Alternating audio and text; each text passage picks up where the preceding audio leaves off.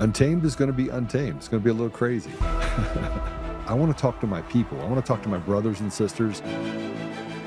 We can have grace and humility in how we interact with other people. Oh, hot dog, look at you. And nobody talked about what's really happening. And let's have conversations about what truth is.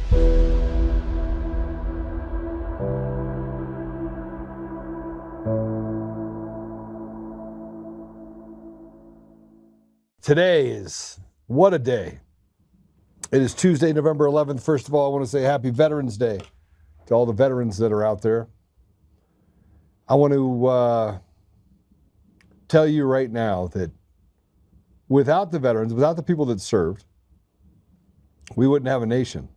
And even with all the stuff that's going on right now, which I'm going to get into with Michael, I think it's worse now than it was when Biden was president. It's worse now. See, we expected the left to do what they did. We did not expect for our side to do what they've done to our own people. People that have been fighting for the last 5 years, whistleblowers that have given up their lives, people that have, while their wives are 8 months pregnant, selling their home, becoming homeless because they felt it was their duty to stand up for the American people. I want you to know that there hasn't been one whistleblower that's come forward in the last 30 years that has been treated kindly. Not one. Give me one.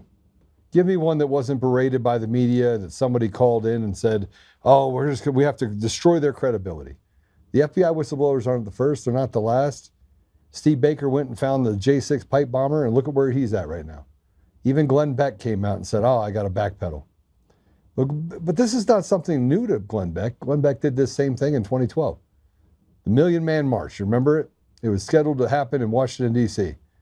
And just 12 hours before he was set to go on stage, he said, it's gotten bigger than I thought it could be. And he canceled it. And with it, he canceled the hopes and dreams of millions of men. Because that's really what he was grabbing at. He was grabbing at men.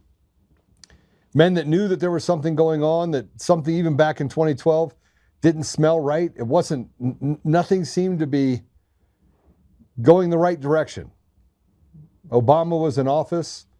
This is the same year they passed the Smith Modernization Act.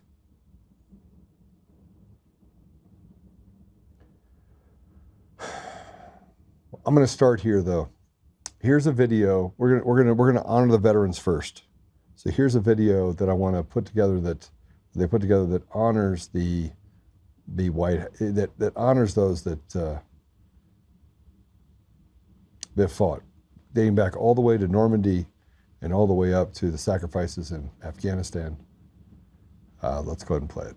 Across oceans, jungles, mountains, and deserts, and battlefields and enemy camps across the globe, our veterans fought and bled to vanquish our enemies and preserve America's birthright of freedom. Because of you, America is safe. Because of you, America is strong. Because of you, America is free. And because of you, America will forever remain the bravest, mightiest, and greatest nation on the face of the earth.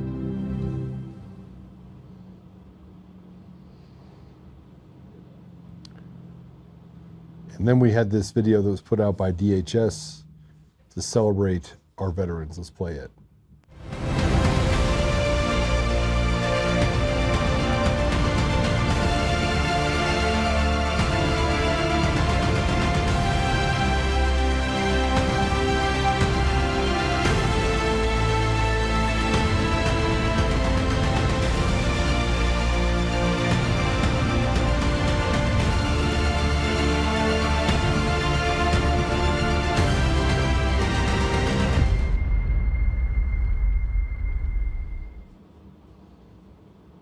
So to all my brothers and sisters that served, thank you. I want to give a quick update on the pipe bomber, but I'm going to actually have Michael Vecchione join us. I think I said it right for the first time ever. But I'm going to have him join us.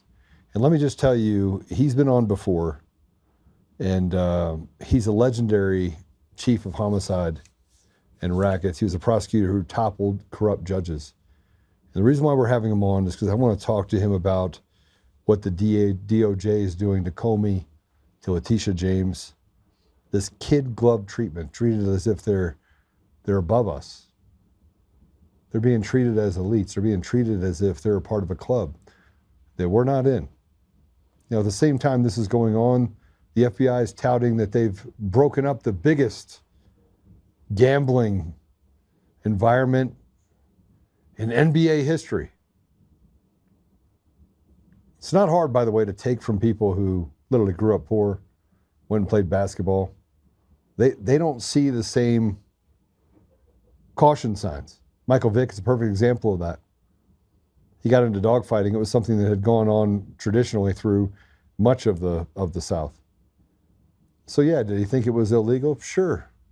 But you don't think about the consequences of something that's been going on around you for decades. You can gamble, but you can't gamble if we don't tell you you can gamble. If you don't pay us our vig, if you don't do it under our watchful eye. You're not allowed to do anything that's corrupt because we got that handled. They changed the rules over and over and over, going go after these guys. Look, I am not apologizing for the fact they committed a crime. I'm apologizing for the fact that we cannot have an equal application of laws applied to all of us. That is not happening. We are living in two separate worlds right now. And what they've done to Comey and what they've done to Letitia James, it just shows you just how broken our system is and how corrupt our judges are. So we're gonna go through some things with him, but I'm gonna welcome him to the show, and then I'm gonna talk to him about Julie Kelly, because he was an investigator in his own right. So I think he'll understand what I said about Julie Kelly. I'm not asking him to take a position on Julie Kelly, but I will say this. Even if my closest friend committed a crime and my job is to take care of and to root out a crime, then he's got to do the time. Sorry. Because you can't just have two sets of rules. And that appears to be the case now. So Michael, welcome to the show. Thanks for having me, Joe. For having me. Your opening remarks there really hit home because, you've mentioned that I put judges away and politicians away, and exactly what you are saying is happening now. It was happening back then. In terms of they meaning the politicians and the judges, thought that they were above it all, and nobody would ever come looking for them. And I mentioned this last time I was on. A juror said to me after the case was over, how come this has gone on so long and we've never heard of this before? And my answer to her was, nobody looked. Nobody looked. All they did was put blinders on. And that's what's happening now. You mentioned Comey, and it annoys the hell out of me that this guy lied to Congress. Forget about just all the rest of this, but to me, you want to make a message, you want to send a message, this guy lied to Congress. Show what he said in Congress, and then put the evidence up as to how that was a lie. That is a slam dunk kind of case. Instead, we're going to sit around for the next months, who knows, maybe years, dicking around with this case. And at the end of the day, this guy is going to get some kind of a deal because some judge that he's in front of is going to talk a prosecutor who has no balls into caving. And I really find that to be disgusting, frankly. So, Michael, I think we're in a very dangerous time. Right? And the dangers that we're in right now is I've seen both sides. So I've grown up poor. I've seen what the system can do, killed my brother. It's done damage to lots of people, right? So I've seen the bad part of what you did in your job by corrupt people that literally built the school to prison pipeline that didn't act ethically. I'm sure you had to deal with many of those people. You had to set limits on people on your side as well. And I'm not saying it was pervasive, but now it's pervasive. Now it's pervasive. Yep. No doubt. I mean, these cases against these guys, Comey and Letitia James. Letitia James, another one. I remember her when she was a council person, and she would be she was in the office, in that office when I was in the DA's office, and she'd be with us and complaining about this, that, or the other thing, and she's always seemed to hold herself above it all. Above it all. All of that stuff about Owen's above the law. Well, now she believes she is above the law. And this is another case where, is it against the law to lie on an application for a mortgage? Yeah. I have the application. Her signature is on it. I can prove the lie very simply because she said her main residence was down in Virginia when she's a politician in New York State and couldn't even run for office if she wasn't a resident of New York State. So how difficult can this case be to prove? It can't be. It's not difficult at all. But yet it appears, she hires this Democrat lawyer and they're going to make a mess. And it's ultimately the same thing is going to happen, Joe.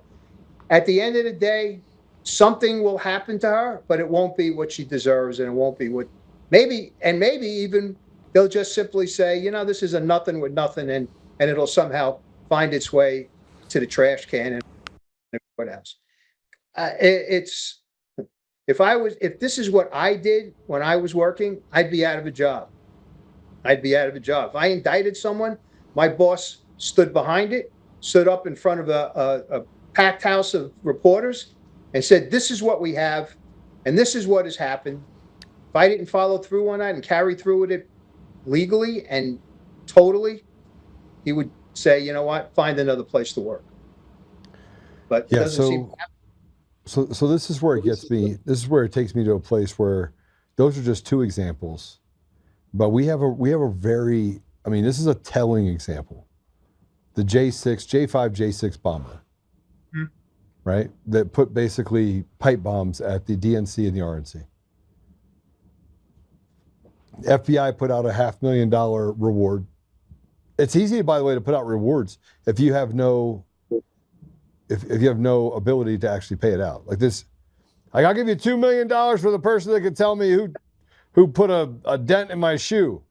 I'm never going to tell you who put the dent in the shoe, and nobody else is going to tell you. So, yep. But on this J6 bomber, Julie Kelly is good friends with Dan Bongino, sided with Dan Bongino. Dan Bongino is the deputy FBI director.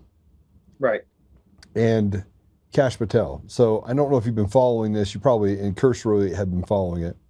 Yeah, I haven't followed it, with intimately in terms of every story, but I know what we're talking about.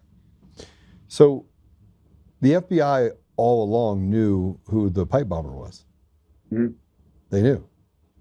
So Julie Kelly and Steve Baker over at The Blaze broke this story by using what's called a gait analysis. Gait analysis is the way you walk. So Correct. It's commonly used by intelligence communities all over the world. It's used in China. It's used in it's as exact as your fingerprint. Especially if you have any like comorbidities or you have any injuries, that'll add to the ability to distinguish that gait analysis. Right. So they all came out and said after, first of all, people in the FBI, including people at the highest level, called The Blaze and said, you need to fire Steve Baker, right? This story can't not get out. That's what they did the day before the story came out. And then Steve's like, well, we have a dead to rights. We have some other information as well. So then they forgot about the FBI agents that were in January of 2021 were actually watching the home of the person that was right next door to the pipe bomber. The next door, like kissing doors. Yeah. Right? They forgot about that. And they also forgot about all the other details in those reports that on and about the middle of to the end of January, those reports, they took them off of the door, nothing to see here, swept it under the rug, because they knew. And that person, Kirchhoff, then went to go work for the CIA. Here, we're going to reward you. The person that is the bomber went to work for the CIA. I'm sorry? It's bomber is what you're talking about, right? Yeah, the Capitol police officer that Right. instigated and shot on January 6th people innocently above the chest. In other words, was aiming and shooting people in the face with smoke grenades and less than lethal ammo, right? On tape, doing that, then was rewarded after being the J6 bomber, J5th bomber, the night before that, to go work for the CIA and security detail. Okay? So Julie Kelly comes out. So I'm trying to set this up. If you were a DA, I was bringing you this case. Keep in mind they tried to get Steve fired. Keep in mind they had nothing to say until Sunday night. 2 days later, that's when the FBI came out and said, "Oh, we're still looking for the J6 bomber. If you have any information, it's a $500,000 reward." That was their response 2 days later, after this pushing out that this was the bomber, right? After having the information. After having Right. the information the entire time. Right. Right. So this is the most disgusting yet obvious. Everything else is pretty obvious too. The elections being stolen, super obvious, right? All the information related to that, super obvious. The gaslighting that happens in the media, all is obvious. But this is next level. They made this woman a victim. And Julie Kelly had this to say. Let's put up that tweet. She was said, "Frankly, it looks like Julie Kelly is running cover for new incompetent friends in the FBI." Right? And she goes, Yeah. "Nope, in fact, I've stated very clearly I do not believe the devices were placed on January 5th, which continues to be the position of the current FBI. I also said that I share the frustration that the feds still have no suspects and we have no more info, which allows the vacuum to be filled with nonsense." Okay? Michael, they said that their new story, they have someone placing these pipe bombs, placing them January 5th. This person is at the DNC and the RNC. They're not next door to each other. This is not the Jeds and the Clampetts, right? They have the information for the train that she used. They have the information of being picked up at the train station and driven back home. They have all of that. And now her new deal is it wasn't placed on January 5th. Why? Well, Why? What's your theory as to why this has turned the way it has? I'd like to hear it. I need to be educated somewhat, and I'd like to know what you're talking about. Well, I think what I'm talking about is that we don't need a third party, we need a second one. Okay. In other words, it doesn't seem to be any different that there's a concerted effort on both sides of the political aisle to sow discontent and sow unrest and chaos with the populace. And no argument for me. That's absolutely the case. Absolutely the case. And the problem is that we who know this stuff and we who espouse it, you in particular, because you are now espousing that to all the people who are listening to you, don't make headway because you're not permitted to make headway, because as soon as you say this, somebody on the outside is going to say, "You know what, Joe Oltmann's a piece, he is a liar. He doesn't know what the hell he's talking about. He's making this up." They just throw this stuff out there. Whether it's true or not, it's not true, but they throw it out there. And now it becomes somebody grabs it and puts it on X, or somebody grabs it and posts it on Facebook or something. Now suddenly this statement about you being untruthful about this now becomes part of the entire situation. And somebody says, "Well, hold on a second. What about that statement that Oltmann was not telling the truth? So how can we believe him?" That's how things have gotten to the absurd, Joe, in this situation, in this country, and in the world we live in. It's become absurd. I could say to you right now, you don't know what the hell you're talking about, because I know what occurred. I know what happened. I don't know any of this, but I say it.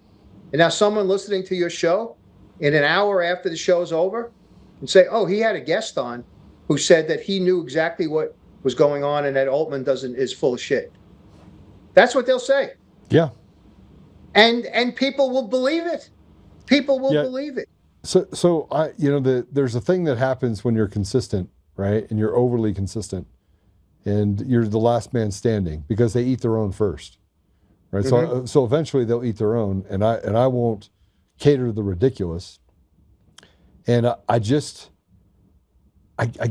you know what, Michael, the reason why I get upset is because no person in their right mind that could call themselves a good person, ethical or moral, could walk past and say, in this case, they said, oh, the gate analysis it's not science. Accurate. Yeah. It's literally used to catch terrorists overseas.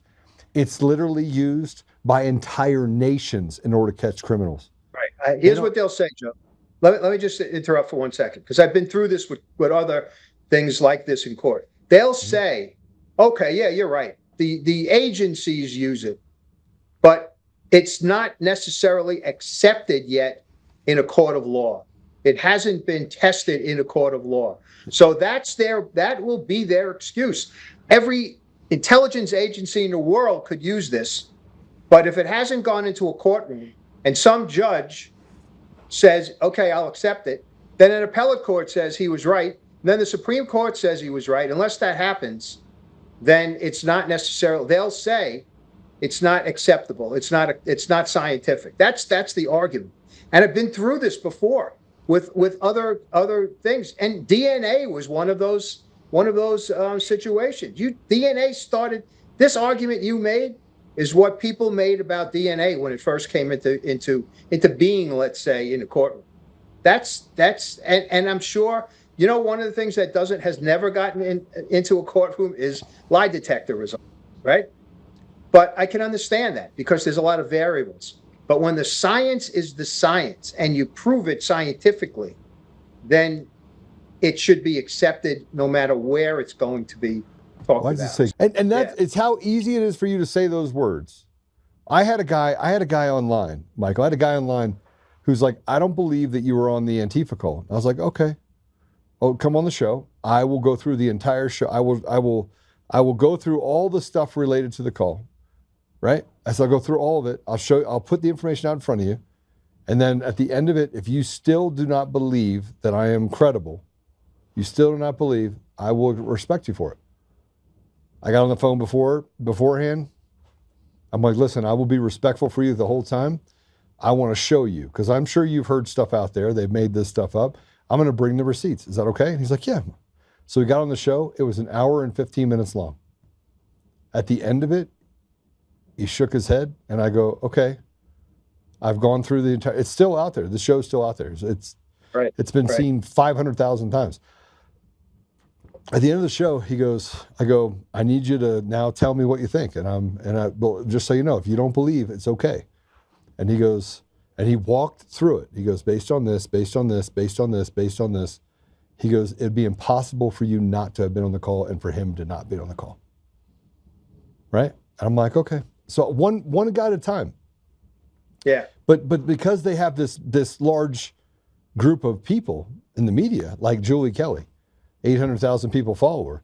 She gets out there, she says, nothing to this, this is terrible. She's doing the biddings of really bad people that's supposedly on our side. Yeah. On our side. I shook my head because I can't really believe that. It's hard to believe that the people who've been screaming for 4 years under Biden are still in some shape, manner, or form doing some of the same shit that they pulled under Biden and Biden's DOJ. Yes. I see it and I shake scratch my head and say, what is going on here? What is going on? The whole idea of this thing called the deep state, Joe. Yeah. Nobody can convince me that it doesn't exist and will forever exist in Washington. Nobody can convince me of that. No matter who's in power, whether it's still somebody there on our side or someone on the other, it's there. It's there. And that's, in my opinion, that's who is at fault or who's at fault. That's who's behind what you've been talking about. I believe that. I believe it. And I don't particularly I don't particularly fault Democrats or Republicans, by the way, like the people. And I look at this very differently because, I used to say Democrats were all rapists and all this stuff, and I would try to demonize an entire party, and I was kind of embarrassed for myself for that very simplistic view, because the more I have conversation with Democrats and independents, and the more I actually still like them. Like I liked them before, right? Yeah. Some of them have different views than me. I mean, they're pro-choice. I'm pro-life, right?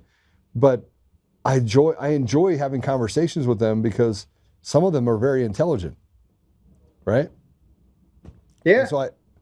And so I have a hard time thinking, bad, good. And I know everyone's gonna get mad at me for saying that, but it's just true. People have different opinions. They see things from different paradigms, period, end stop. But this what is happening in the government now is almost like they have learned how to be evil.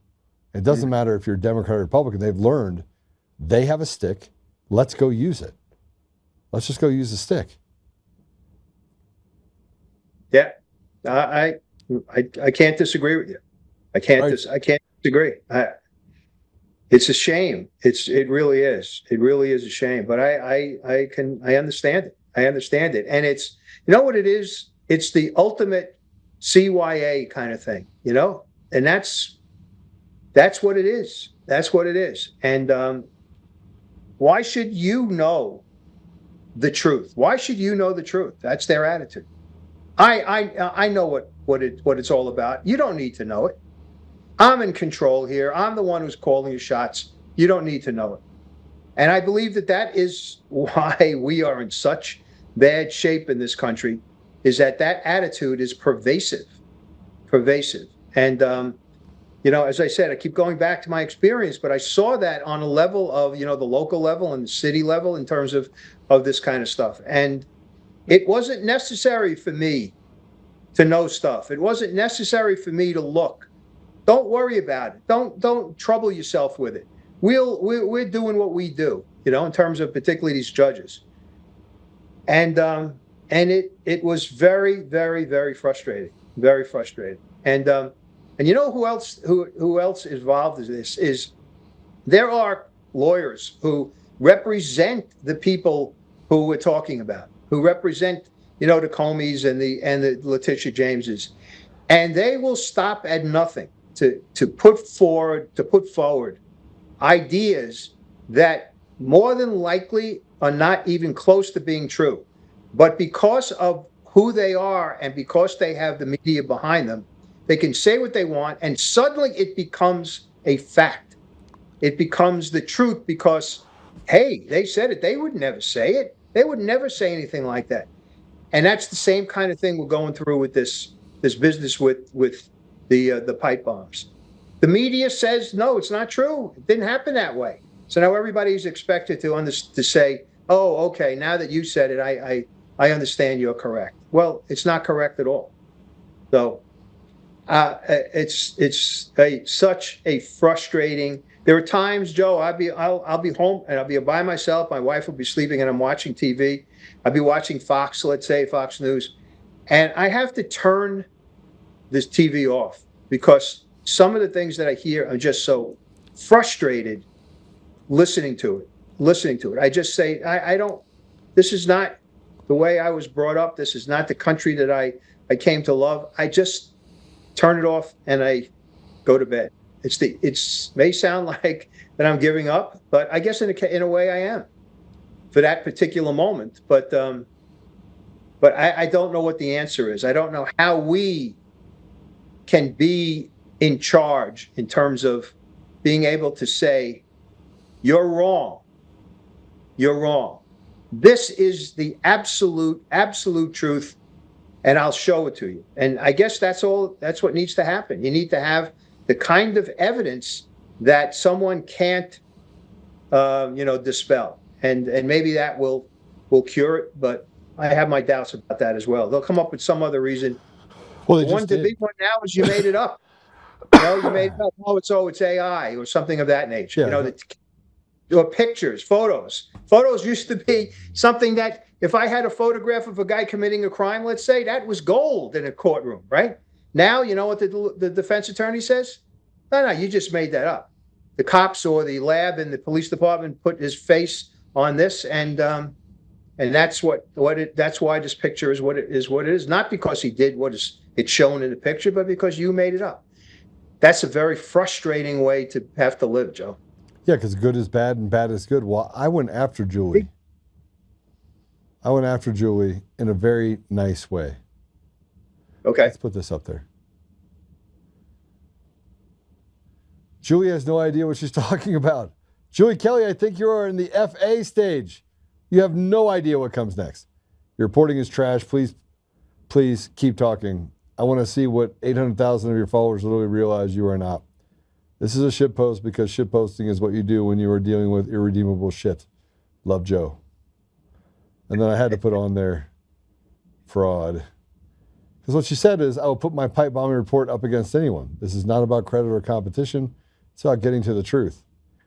Here's one of the first reports of the pipe bomb mystery, which disclosed law enforcement ties of the woman who found the RNC device right before the joint session of Congress convened on January 6th.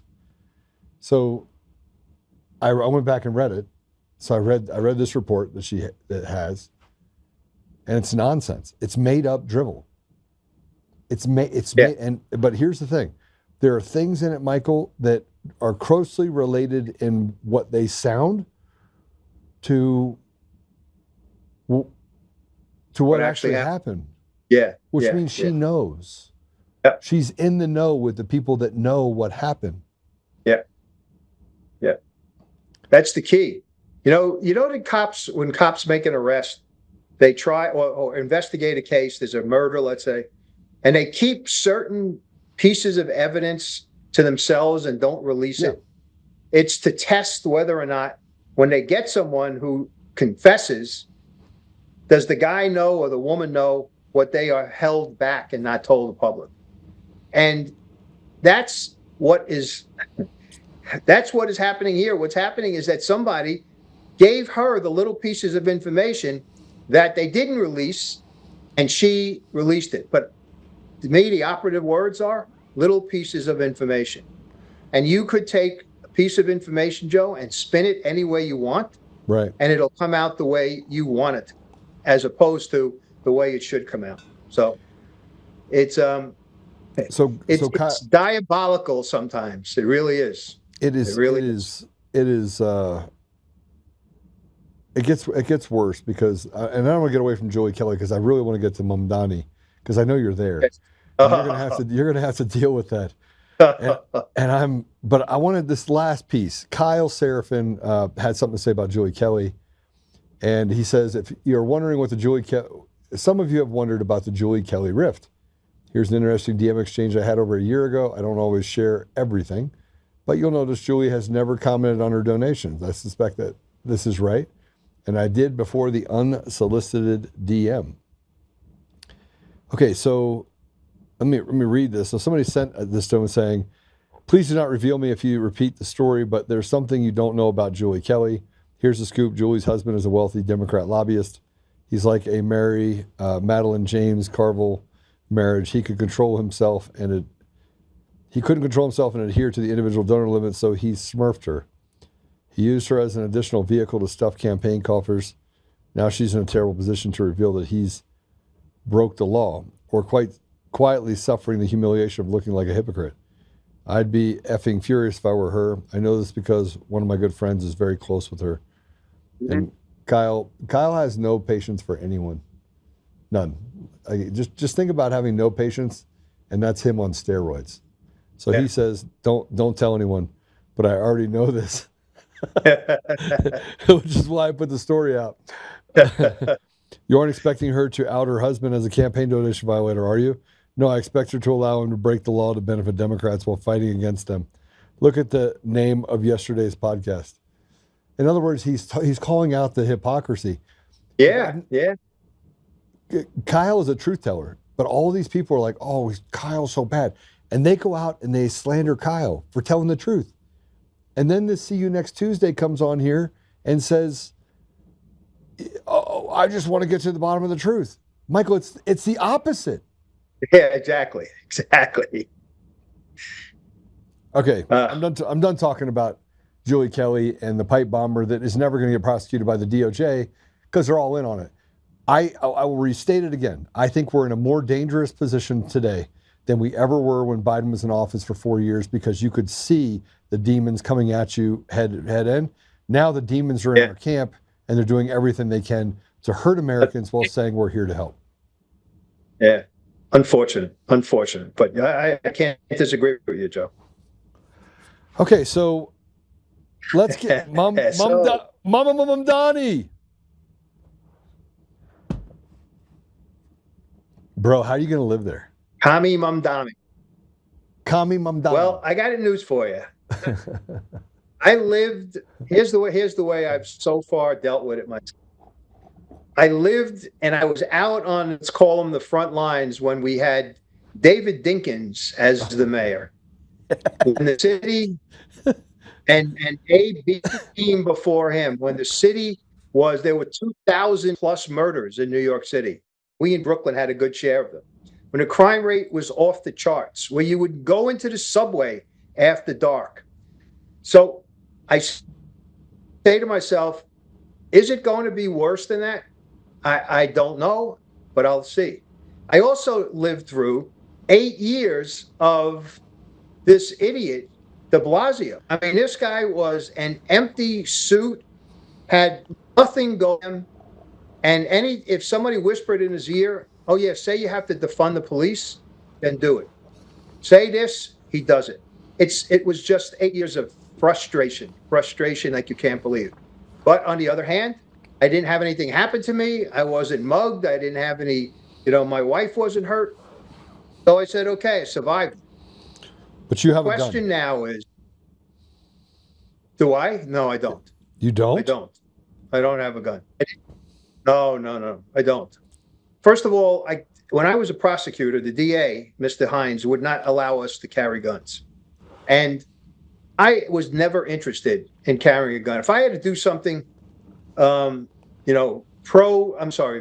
a case, I always made sure I had a detective or somebody with me.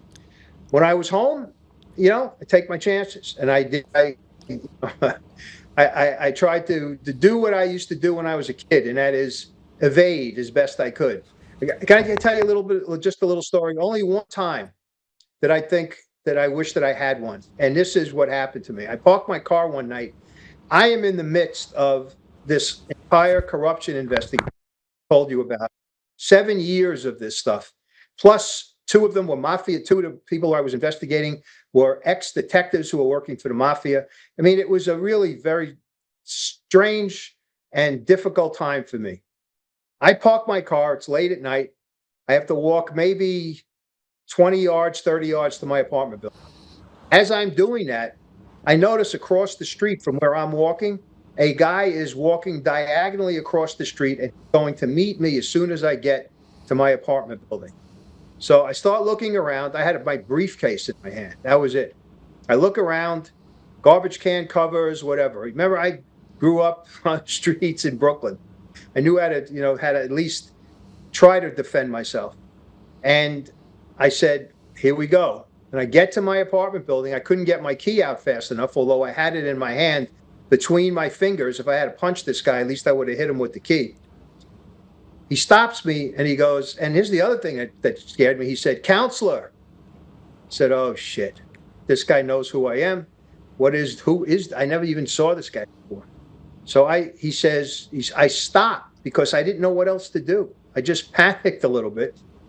And I said, who the f are you?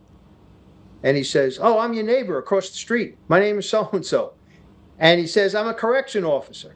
He said, when are you going to put that guy who I have to guard every day away so he goes upstate? That's what this guy wanted. He wanted to talk to me about a legitimate case, and he asked me a question about a guy who I had just convicted and put into Rikers Island. But this fright that gave me, Joe, was something which I will never forget. Obviously, I've told you in detail about what happened. But I never thought that I needed a gun. I just never did. And Now that may change under Mamdani. I'm getting but the you bottom line is, it's very difficult to get one in New York State. I used to when I was in private practice, I used to represent guys who were looking to get gun permits, and for some reason, were turned down by the PD. So my job and my law firm's job was to make a case, bring it to court, and have a judge rule on the situation. So so I'm aware of how difficult it is to get a gun in New York. Now, pepper spray is another story, or mace is another story. If things got that bad, my wife and I moved out of New York City. I've lived here but I hate the thought of being, shifted or pushed out of the place where I grew up and where I've lived for the 76 years that I've been on Earth. So, did you have anything to do with putting Michael Franzese away? No. You remember him? I did. Yeah, sure do.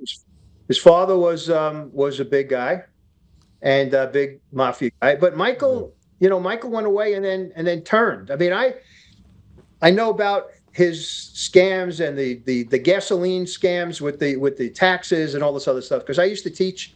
I taught a course in St. John's University in the history of organized crime, and the Michael Franzese gasoline scam was one of my lessons. So I know all about it. And but I never had anything to do with him. I don't know if I met him a couple weeks ago, like a month ago. Yeah, well, he's now a big podcaster too. He's on all the time. He's a good dude. The guy who I know very, very well is Sammy the Bull Gravano. And although I never had to put him in jail, but I did get to know him after he got out of the Arizona prison that he went into when he violated his deal with the government, protection deal. So, but my point is that Mamdani, I'm not sure where it's going to go, but it's not going to get better in the city. I just hope that it doesn't get any worse than it is right now. I mean, it could very well. It's pretty bad in the city right now. I mean, you have people that are saying that it's and getting a concealed carry is nearly impossible. People are starting to carry guns illegally because they can't get access to it, and they're like I'm not going to be a target. And you have that massive numbers of companies that are leaving the state. Now you have the fire chief that's been there a long time that resigned. Right. And part of the reason he resigned is that he's Jewish. So he expected that Mamdani was not going to be favorable to him. And he's right. I would resign in a heartbeat. The one I hope doesn't resign is the police commissioner. She's done a pretty good job. Done a very good job, actually. And the problem is we don't have enough cops. And he ain't going to make any more of them, that's for sure. He's going to do everything he can to reduce them. I just saw today he started now forming this group that's going to show up at domestic violence crimes. The worst and most dangerous crime that a cop can respond to is a domestic violence crime because of the emotions that are involved. He's going to have social workers show up at those things. And this is what's going to happen. That's going to end first time somebody gets shot, one of the social workers gets shot. Then I think should be day one because there's a lot of those cases out there. Should be. There's what's that? No, I just say I don't wish that on anybody, but you're right. You're right. It's just a terrible situation. So with all of his ties, like he was a part of the Arab Spring over in Egypt and Syria, fighting. I mean, he was actually a fighter. With all of his foreign-backed NGOs and the activist network that he's tied to, I mean, look, this is like a bridge too far almost. I mean, let's take crime out of the equation. What about the pilfering of the people of New York, the raising of taxes? He already said that he was going to overtax white people. Yeah, he has. Here's his problem. Here's the problem. His problem is that he doesn't have the legal ability to raise taxes. He doesn't have that. The legislature is the one that has to pass those laws. But here's where my fear is. He came out of the legislature, and he's got a lot of people who are like him. These leftists, I hate the word progressive because it sounds like something that is good. It's not in this situation. He's got them there. And we have a governor who literally has no balls, but doesn't have any balls either, in terms of how she Literally going to doesn't have any fold. balls. Okay, I got that. I got You got it? Yeah. Yeah, literally doesn't have balls. I was a little Right. slow. Yeah, no, that's all right. But is she going to cave? Is she going to cave under pressure when as the year goes on, gets closer to election day in November? Is she going to cave and say, you know, I need these people to be on the street screaming for me, and I'm going to give Mamdani what he wants? Wouldn't surprise me in the least if she did that. So I'm really not I'm not optimistic about life in New York City for the next 4 years. And Are you going to stay? For the time being, yeah, I am. I've got I have my younger son and my 2 grandsons are here. My oldest son lives out on Long Island. That's okay. That's actually good. But where I would go is, believe it or not, I would go to Nassau County, just across the border. The guy who's in charge of Nassau County is this guy Bruce Blakeman, who is a very, very big Trump supporter, a guy who may run for governor himself. And he did something already that makes me feel good. He said, I'm going to load up the precincts in Nassau County that are along the Queens border with cops, because I know that they're going to probably need our help when Mamdani comes in. So that made me feel good. So that may be what we do. It depends on, and I got to tell you, Joe, I don't know if you can't see it from here, from where you're sitting. I live in a beautiful apartment. It's a triplex. And my wife is a fashion designer, and she has her own studio upstairs on the 3rd level. Yeah. And we have a 1,700 square foot terrace outside, where in the summer and spring and fall, it's beautiful. I live right on the East River. I don't want to move out of this apartment. I really don't. This is a beautiful apartment, and we've been here for almost 12 years now. So it would be a very difficult choice to make, but I'd make it in a heartbeat if I thought that either I or she or, you know, my family was in danger. I'd do whatever I could to move out. A lot of times it's too late when we figure out that it's gotten that bad. I just want you to have a gun in your house. So those are legal in New York. You at least have a gun in your house, right? And so I'm gonna send you a gun, I think. Think about all the things I could send you. I'm going to send you a gun.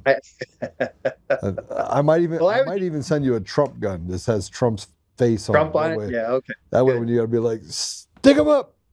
I do live in a doorman building, so it is we do have security downstairs, and no one can get up here without going through the doorman. So, but it's just why did the people of this city, the idiots who voted for this guy, I don't understand the rationale. I really don't. I just can't get wrap my head around it.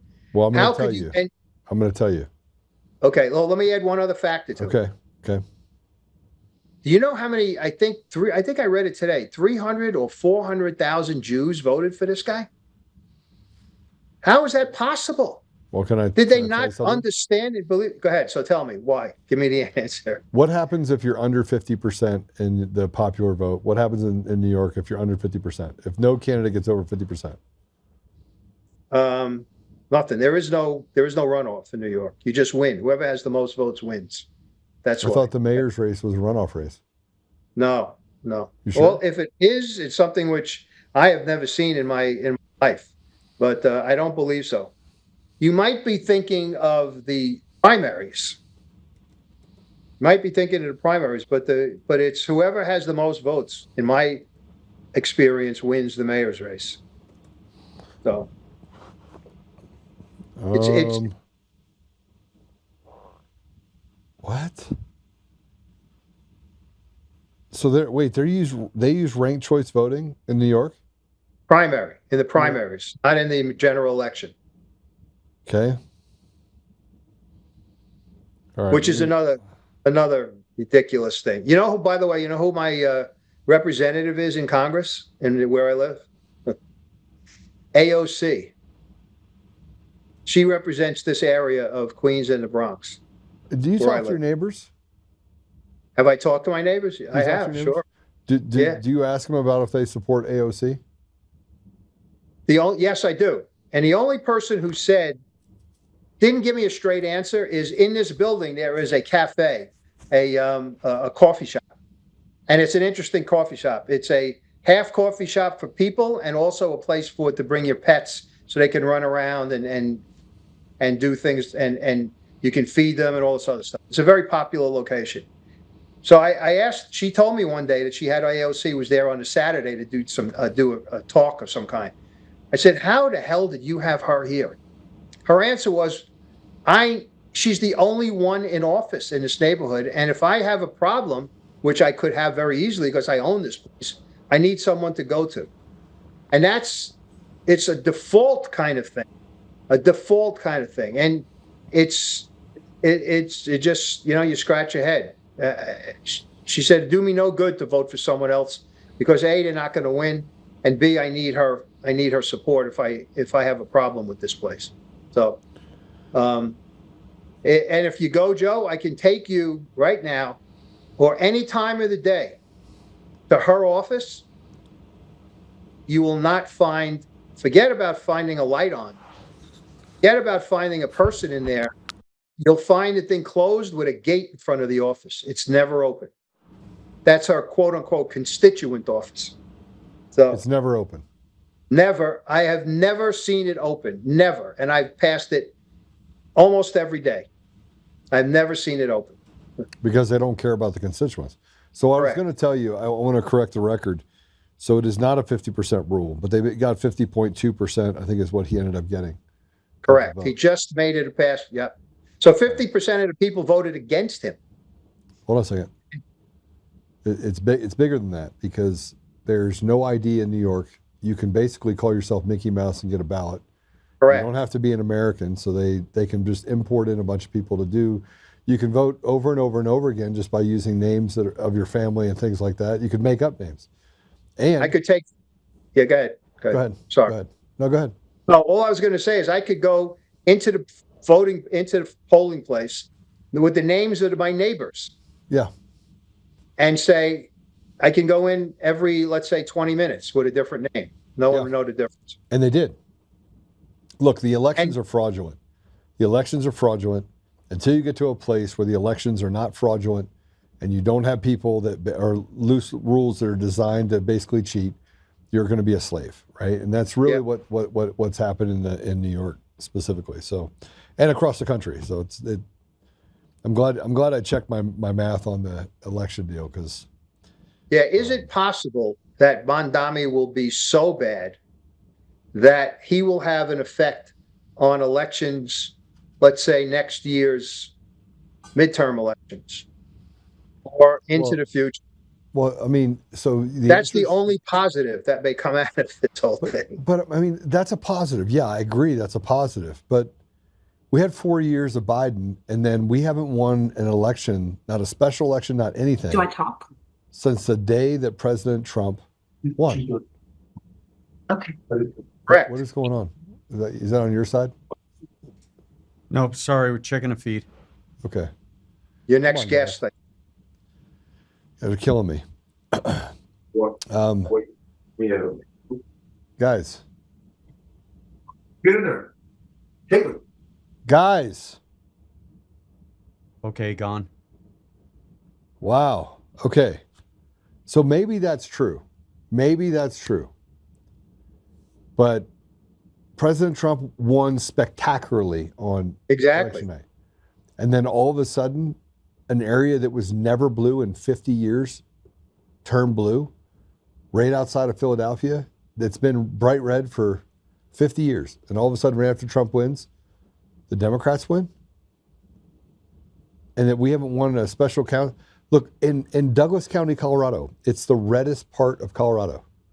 Wealthiest, reddest part of Colorado. The entire school board got flipped to the radical blues. Entire school board. How is it possible? Well, if you want me to put my conspiracy theory hat on, it's fixed. Fixed. So why? So is now more dangerous than when Biden was in office? Because when Biden was in office, you could see the devil. Now we can't even get our side to admit there is a devil. Exactly. And you know what? If anybody were to tell me, you don't know what you're talking about, I can say I did this. I did I can't tell you how many cases about of how there was a corruption that undermined everything that was going on in terms of the elections in Brooklyn for judges. And judges in Brooklyn, judges in the city are powerful. The Supreme Court judge is not the be all and end all in terms of that's the Court of Appeals. But a Supreme Court judge has the ability to affect many people's lives and affect a lot of things in New York. So if it's fixed and somebody puts him in there because he happened to be, glad handing the Democratic leader, well, who the hell needs that on the bench? But that's the way it was. So it's, Michael, I don't know, Joe. There's going to be massive numbers of, in my opinion, of victims that come in the next 4 years with Mamdani. Yeah. And that's my problem. It's not, my problem has nothing to do with who's elected. I actually don't care. I mean, if you want to be honest, I've gotten to the point now where I'm like, it's all fixed. Left, right, does it really matter? It's all fixed. Sad to say, but I agree with you. It's really sad to say, but hey, the only thing that we could hope for, Joe, is that we're wrong. And I don't think that will ever happen. I don't think anybody will ever be able to prove to me that I'm wrong. So about this, it's awful. It really is. I agree. And I think about, I told you, I think I mentioned to you last time, I've got a 7-year-old grandson, and I've got a 6-month-old grandson and an 18-month-old grandson. I worry about what will happen when they become, they get to the point of living as adults in this area. I just hope and pray every day that things change. But I don't know. I don't know. It's awful. So yeah.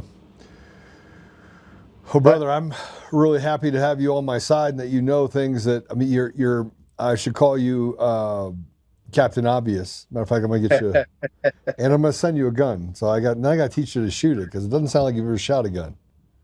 I don't know how I'm gonna do it. Have I shot a gun? Yeah, I've shot a gun plenty of times. In the police, when I was working at the police department in their legal division, I used to go down to the indoor range with the guy who was my CO, the CO of my office, and shoot his gun all the time. But, so when you get one of these, so this is called a SAS, right? So I probably should clear it. Okay, so you can look down the barrel of it. You see how it has the sights recessed? Yep. So if I can get it just right so you can see it.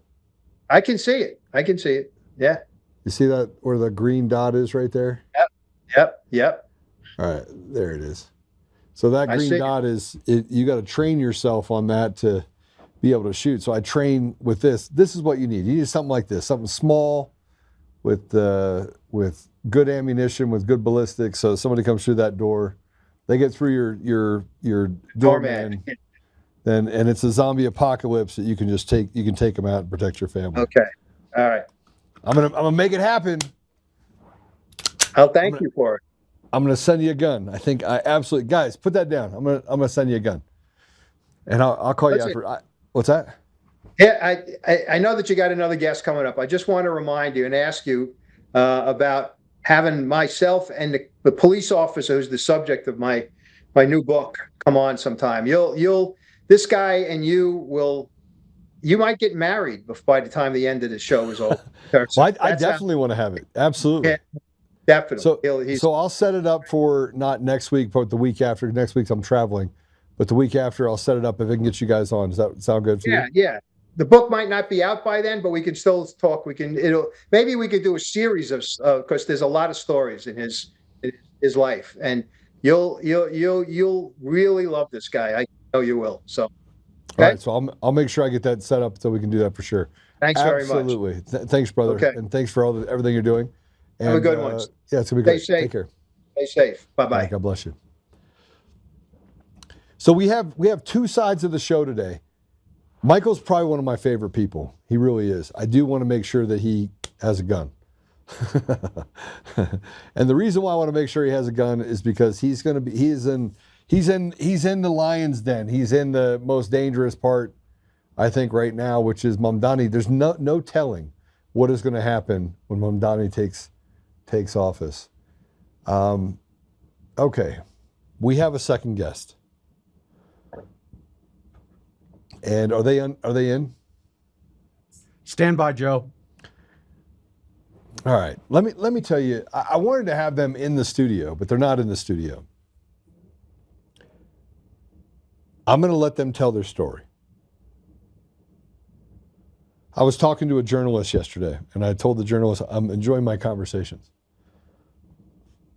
And you know, I can go out and get guests, and I'll have guests on like Adam DeVarito is going to be on here soon. He's a good dude, super good dude. He's working in politics forever since Moby Dick was a minnow. I've got a ton of people that I could have on. They'd be like, oh, I know that person. I had Dr. Federer on, which I'm going to have on again. He's amazing, super, super good guy. He was the one that was with Charlie Kirk. I had him on yesterday. He was one with Charlie Kirk 4 days before he died. And is a wealth of knowledge. Matter of fact, I've just ordered his books, and I keep reading all these books, and I'm going through RCIA, and I have so much information in my head. It's like information overload. I have a seminar that I'm getting ready to take, which I'm super excited about, which talks about AI and how we're going to basically be able to meld that into accountability for, large customers and blah, blah, blah. So I still do this stuff on the data side and trying to figure things out. But in the middle of all that, I told you about this brotherhood that I built. And it was about 9 months ago that I get a phone call. And he goes, hey, Joe, this is Adam. Now, I've known Adam, I think 20 years. Maybe a little longer than that. And Adam, man, he's such a good guy. But he had a tough patch. He had a tough patch in his life. He had what I call rear view mirror. And he found the Lord. So he called me up and he's like, hey, listen, I just want you to know that I appreciate you. I'll let him tell the story. But I was in shock. I was like, listen, I was in the middle of a meeting and I was in shock with the call, and I was like, I'll call you back. Well, I didn't call him back for a couple months. I did call him back, but I didn't call him back immediately because, frankly, I got busy. But in the middle of all that, I connected with him on Facebook, started watching some of the stuff he was doing. And man, I was just really impressed with what he was able to accomplish. And you guys know that I work in the Dream Center, and I love mentoring people back into a place where men can break off the rearview mirror. But I built this brotherhood group. And this brotherhood group's about bringing brothers together from all walks of life and see if we can be our brother's keeper. In other words, how do we take care of each other? How do we be of service to each other? How do we be there to just take care of things? So Adam invited some of the guys that works. He has a recovery center now that he works to, guys that get out of prison or guys that are on the street, and just tries to give them an upper hand. And it's all based on the foundations of Jesus. And I met these guys. Man, I was out of town the first meeting that they came to. I was driving with chickens for my friend. And we had a brotherhood meeting. And they show up and they told their stories. I'm going to let them tell their stories to you. But you could just feel it. You could just feel that these are just great men. And so I'm going to take the time. I'm going to walk through some stuff with these men. And I'll let them tell the story. And then I got to meet another young man on Saturday. We were out helping Dave. And we had to move a hot tub. And I basically asked, I was like, listen, brothers, I need help. We had this hot tub from one of our brothers to another brother's place. And, I want Dave to be comfortable, all the things that he's going through. And I had a podcast I had to do on Saturday. I had this special reveal that we were doing with Dominion. And he just said, don't worry about it. I'm going to show up. I'll handle it. Just send me the address. So I did. I ended up going over there, and we helped. Thank goodness we had all of us, because this is like a 1,000-pound hot tub. But they showed up, and they spent their entire day in service to someone they didn't even know. Didn't know anything about them. So I just want you to know that man, I have never felt so alive as I do today, yet so disappointed and disgusted by what we have in our leadership. And I look at it and I'm like, man, we have got to start standing together in this. We've got to find a way to bridge the gap between people without judgment. I mean, obviously evil's evil, right? But there's just something that happens when you can come together and you can support each other. So I'm not going to waste a whole lot more time. I don't, is he on or no? Are they on? Yes. What's up, my brothers from another mother? What's up, Joe? How you guys doing? Well, about to cry. I don't feel like we're worthy of that introduction, but thank you. No pressure. No pressure. This is your 1 year anniversary of Silver Linings. We got the T-shirt to prove it. All right, first, you got to introduce each other to the audience. Please say hello. Say hi. Thanks for having us, Joe. My name's Adam Alexander, and I'm a soldier for Christ, and I'm blessed enough to be the owner of Silver Linings Recovery and Halo Reentry. And anything else I am is because of him. Hi, my name's Jason Newman. I work for him. This dude right here happens to be my friend and my boss. Recently out of prison, and just thankful and glad that I got Jesus in my life. Good friends. I look at Jason, by the way, and I got to tell you guys something. I mean, I love Adam. Jason, whole other level, man. This guy is, he just is such a good guy. I want you to tell a little bit of your story, Jason. I don't want you to spend too much time in that rearview mirror, but I want you to tell the story because when I met you, I get these feelings about people. I do. And you came to my office, then we went to a game. That was pretty awesome. Bucket list, right? And I was just amazed.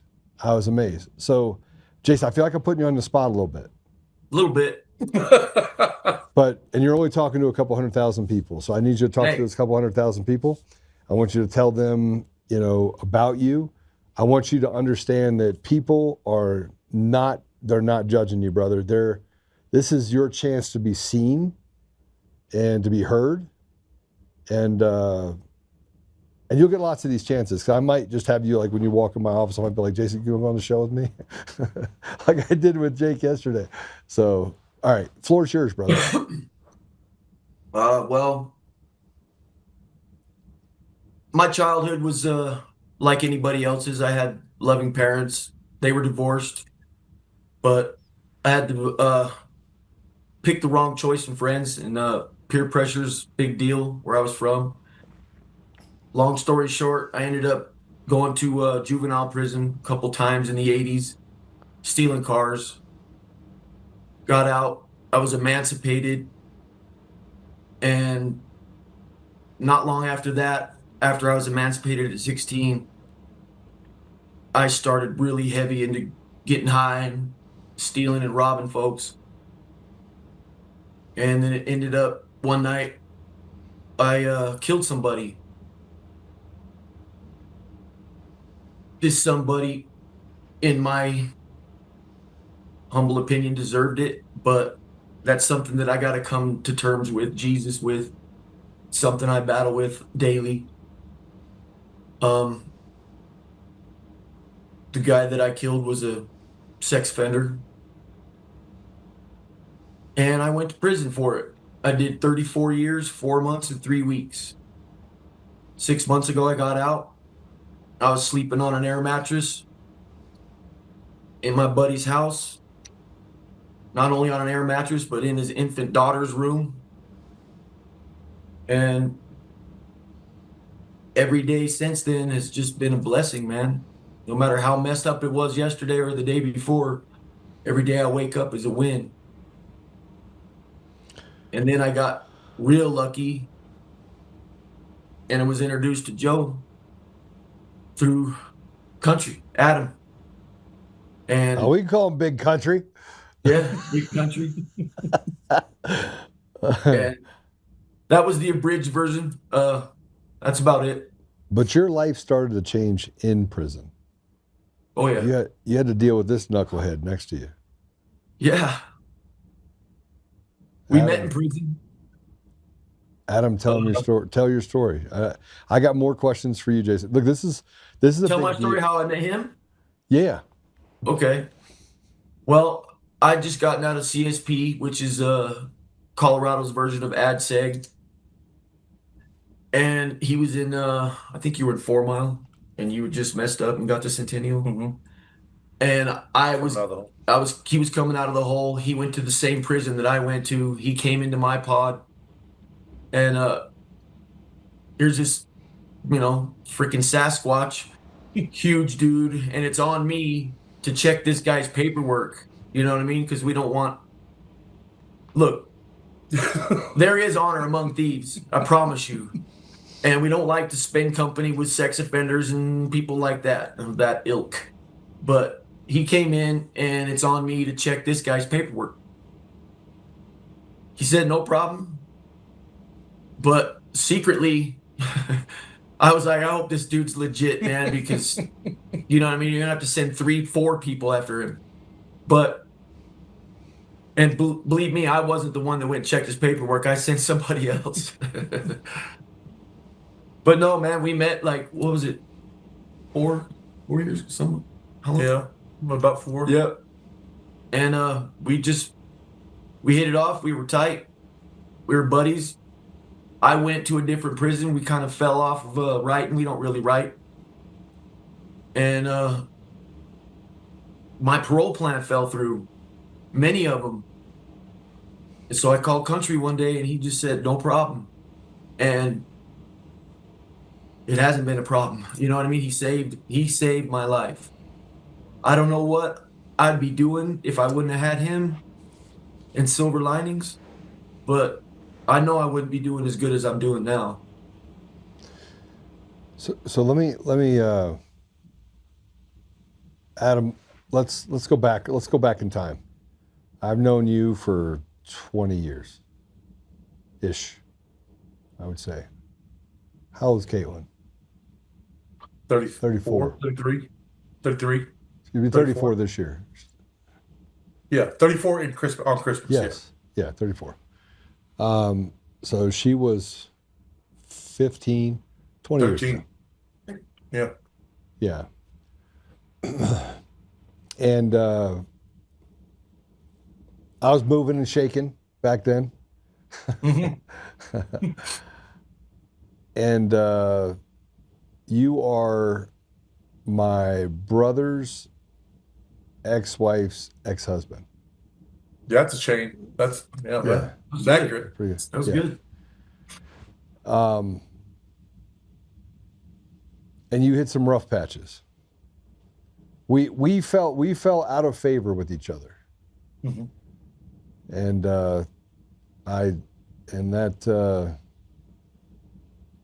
By no fault of your own, for sure. And you're missing a huge part of that story that tells a lot about who you are, Joe.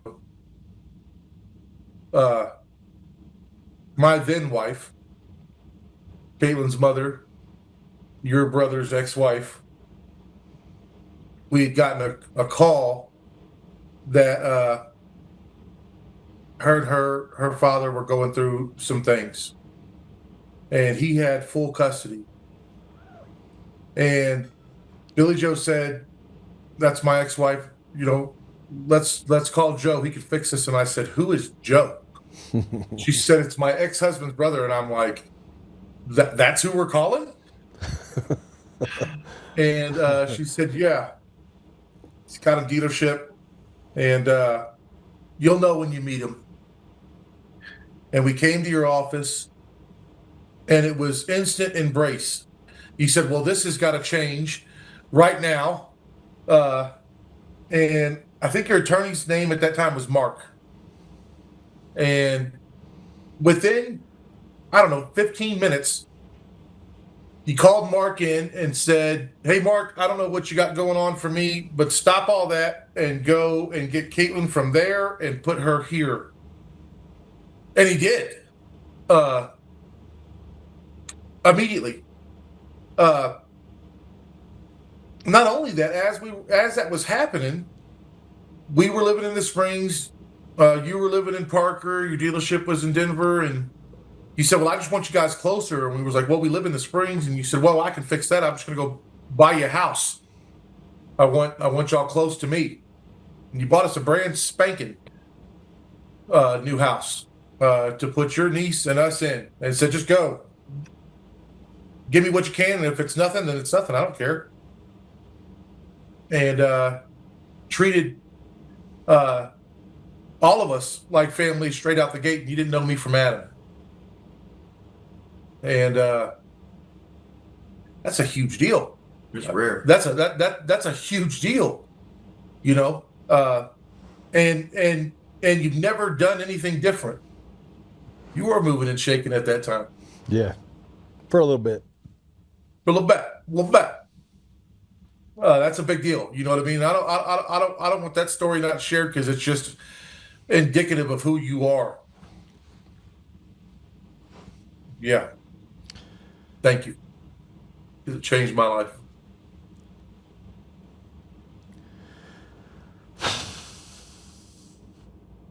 But you've gone through your ups and downs.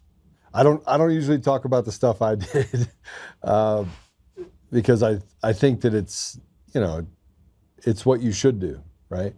Well, I am my brother's keeper. I am my niece's keeper. And, you know, you called me, I think 7 months ago. Yeah, somewhere around there. Yeah. And I was busy. And, but I waited a little while to call you back. 2 reasons. One of which I lost your number. So I had to get it again because the time goes by and it rolls through your email. But we sat and talked, and I put a post up there that talked about the brotherhood. And we talked on the phone, and I was just incredibly, I could feel it. I could feel the difference in what you've done in your life, and just not just your life, but the life of the men that you surround yourself with, and ladies as well. But I'll just say the men have a tendency to get off the unbeaten path. And so we had this brotherhood meeting, and your parole officer came with you. So here's your brother in Christ, who was your parole officer, who works with you now, right? And I'm telling this story for you because I'm so amazed by the energy that you've created, this you know, I call it godliness. And this is actually the most fun shows that I have because I can start talking about the redemptive quality, and I can sit here and listen to Jason. I'm like, yes. And it's a real yes. It's like, man, that's my brother, right? Let's go. Let's do this stuff. At the same time, we got to calm Jason down because he's got 34 years of junk in his trunk. Right? But just the fact that you've been able to get out, you made a decision in prison that you were going to do something, and you're like, I'm going to go do this, and you did it. It's been a year.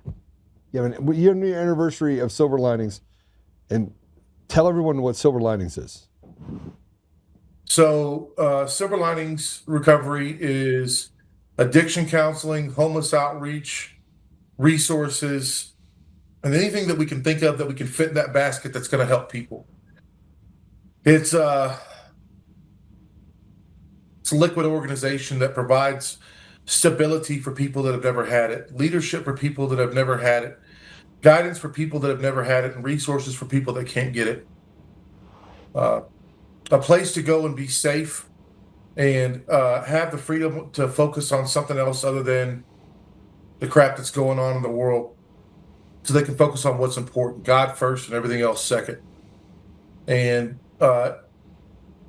you know, we're busy all the time and we're doing all these things, but what makes that organization successful is that it's God first and everything else second. And what we've learned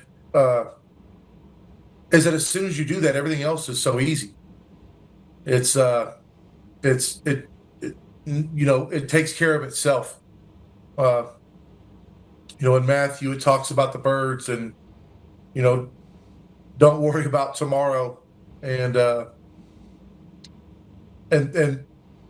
what we realize is that the moment that you hold that, the moment that you believe that, and the moment that you harvest that, it's just true. I, Jason, and just about everybody else that I know started out with a troubled past and then took that past and made choices on our own based on what we were taught, and learned a lot of lessons the hard way. But the moment that we accepted God, the whole time that he was looking for us, everything else was taken care of. I don't mean we ain't got to go up to work and do our day-to-day and grind. But what it does mean is that we don't have to worry about it. If something in the world came to take everything from me today, I've got no concern. I've got God and God's army behind me. So what do I got to worry about? It's our mission. We're charged with following God's path, and we've each got a piece of it to walk. And I'm fortunate enough to hopefully be walking it the right way now, because I spent a long time not. And the people that walk beside me do the same thing. And that path consists of do for others first. Nothing else matters after that. You're doing for others first, and everything else is taken care of. We preach that inside my immediate family and all the way out to every person that I meet, is that if you're always trying to make someone else's day better, someone else's life easier, and they're doing the same for you, then we're going to be okay. I would agree with that. In a lot of ways, I would definitely agree with that. Let's kind of, Jason, I'm going to ask you some questions. Put you on the spot there a little bit, because I want to address some things that I think are important. People go to prison, and you're basically forgotten. It's like you were never there. You get deleted.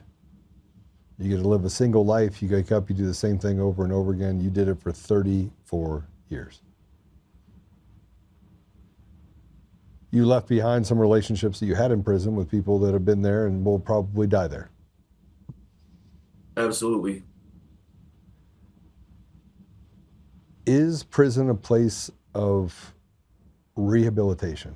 And do they really want to rehabilitate anyone in prison? You have a unique perspective because... Absolutely not. Absolutely not. There is no rehab in prison. It's we're cattle, and they just stack us in there. I mean, we live in a prison-friendly state, and being a convict is a big business in Colorado. They make a lot of money off of us here. But as far as the rehab inside the joint, depending on what prison you're at, some are better than others. But I've been taking the same class since '94. The curriculum never changed, just the name of the class changed, So you're just getting fed the same stuff year after year after year, and it's just people just jump through these hoops to get their certificates so they can show it to their case managers and look good for the parole board. Did you have any, is there like a institutional trade program with the Bureau of Prisons? Yeah, there are a few, but you have to be... you have to play nice with other people in prison to get those kinds of jobs. So it's politics. For sure. So there's no... So are you surprised that the Civism? I'm saying ambulance versus recidivism. Are you? I thought he was having a seizure. I did too. I was like, what is wrong with me? Okay, so are you surprised that it's nearly 60%? No, not at all. No. Sometimes I've known a lot of people that just come back to prison because it's easy. Prison is easy. You don't have to be, you don't have to pay your bills. You don't have to do anything. You don't have to be an adult. You don't have to be a productive member of society. You don't have to do any of that. You just get to go in, and it's a lot of people, that's all they've ever known, too. Hey, I was scared when I was getting ready to get out because I was comfortable in my misery. That's all I knew. That's all I wanted to know. I was good at it, The streets, society, population, whatever you want to call it, man, that scared the shit out of me. Excuse my language. But it was just fear of the whole world had passed me by. It was like I was buried in a time capsule. They dug me up and said, okay, now go live the rest of your life. I was a teenager when I went in, and I just turned 53.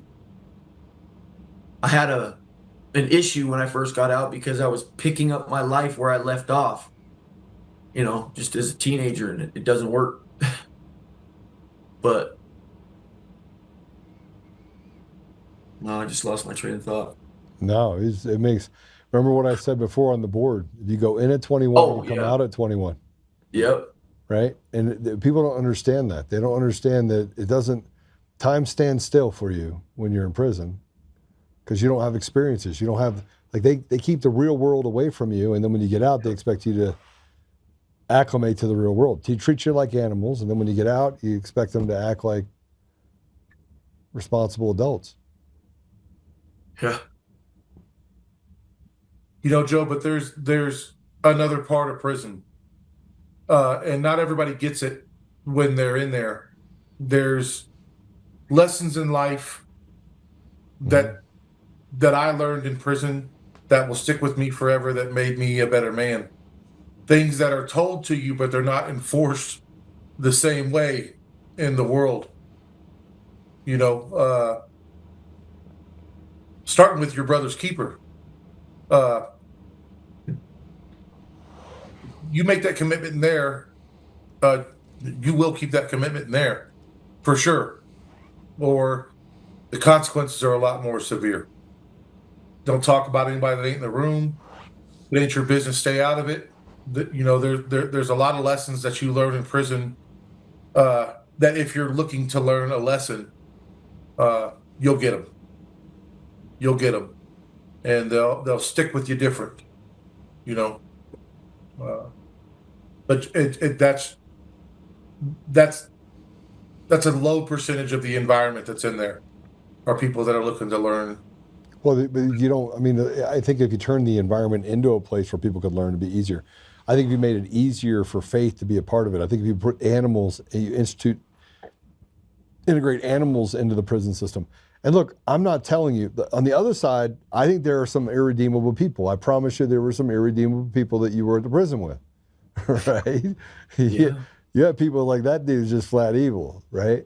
Mm-hmm. And there was the people that gravitated towards that evil person because they didn't want to be on the wrong side with them, and the people that said, I'm going to stay away from that person, right? There's just like in real life, right?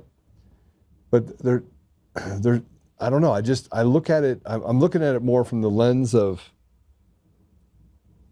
what you're doing, Adam, is you're creating an environment where people can thrive, raise the glass ceiling, break off the rearview mirror, really give people an opportunity to be men, to be who they are. The other side is that there's not enough of you to go around. There's not enough silver linings, which, I don't want to talk about the incident that occurred, but you have a lot of people that are in even the environment you're in that maybe are not set up to do good. That's true, unfortunately. And that comes from, I want to give people the opportunity they wouldn't normally get somewhere else. So there's get and create.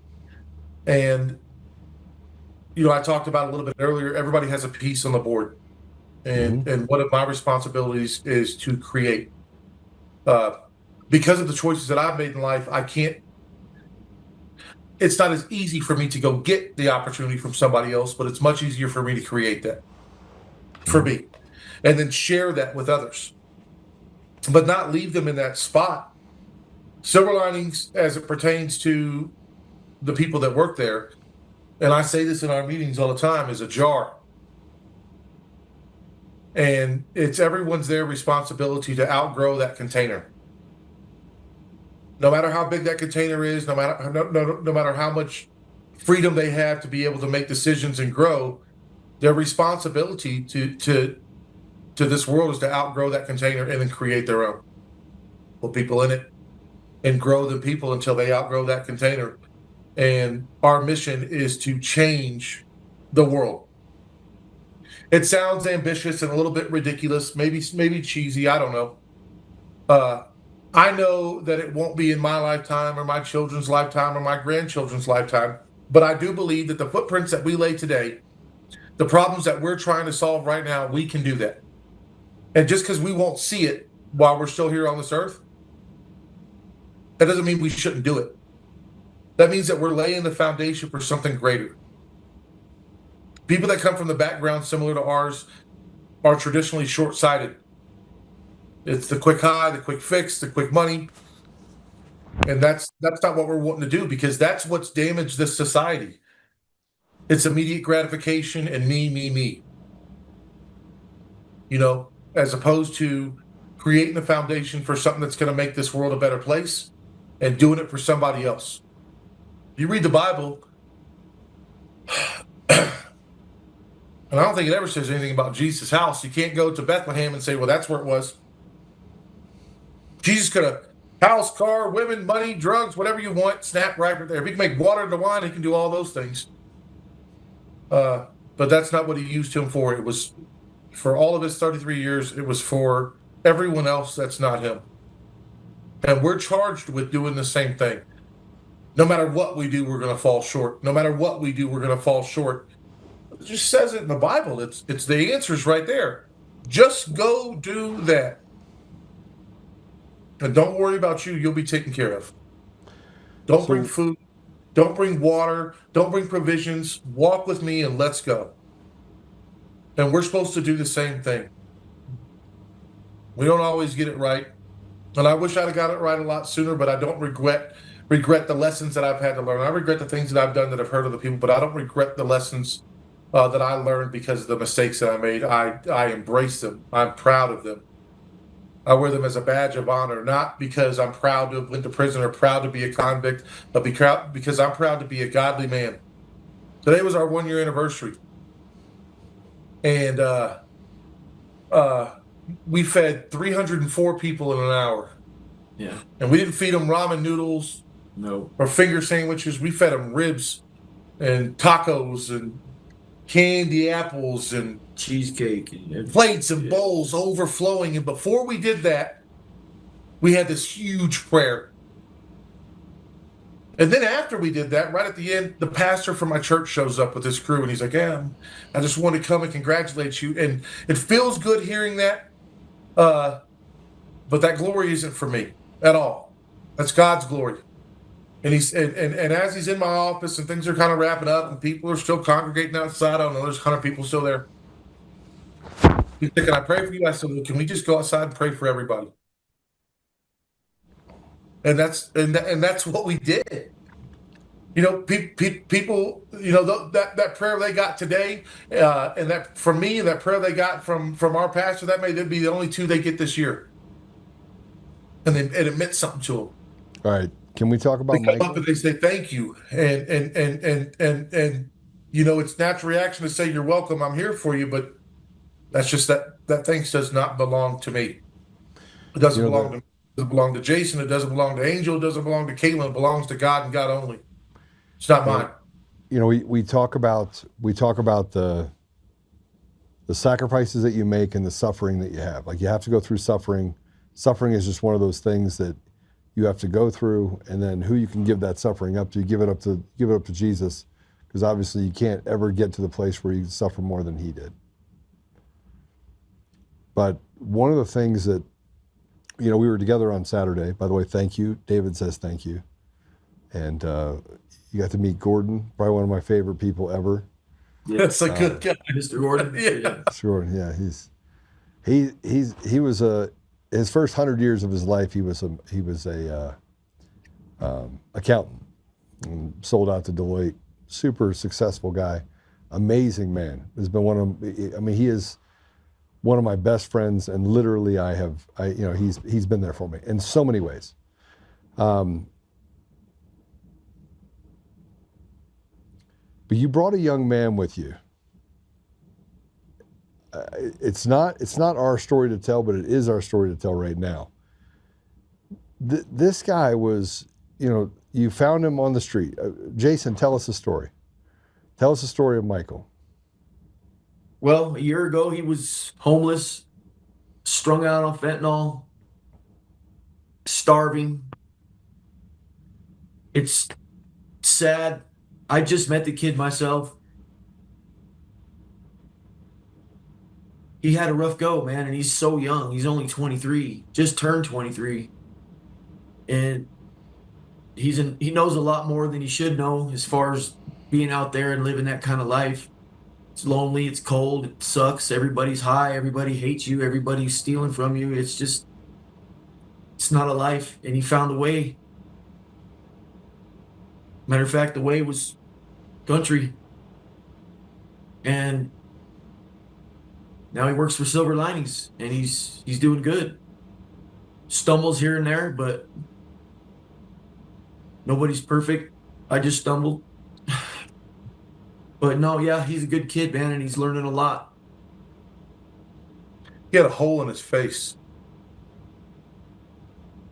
when I met him, and I met him at the warming shelter, which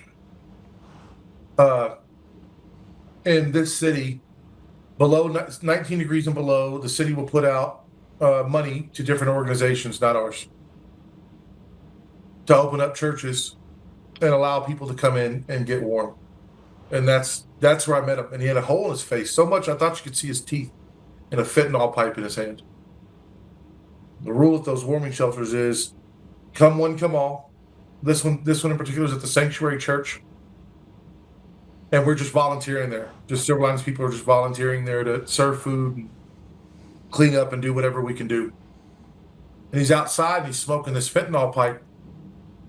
And one of my guys goes over and takes the fentanyl pipe from me. He comes to me, he says, "Country, this guy outside smoking fentanyl, I took his pipe, he's good and pissed off. Can you come out and talk to him?"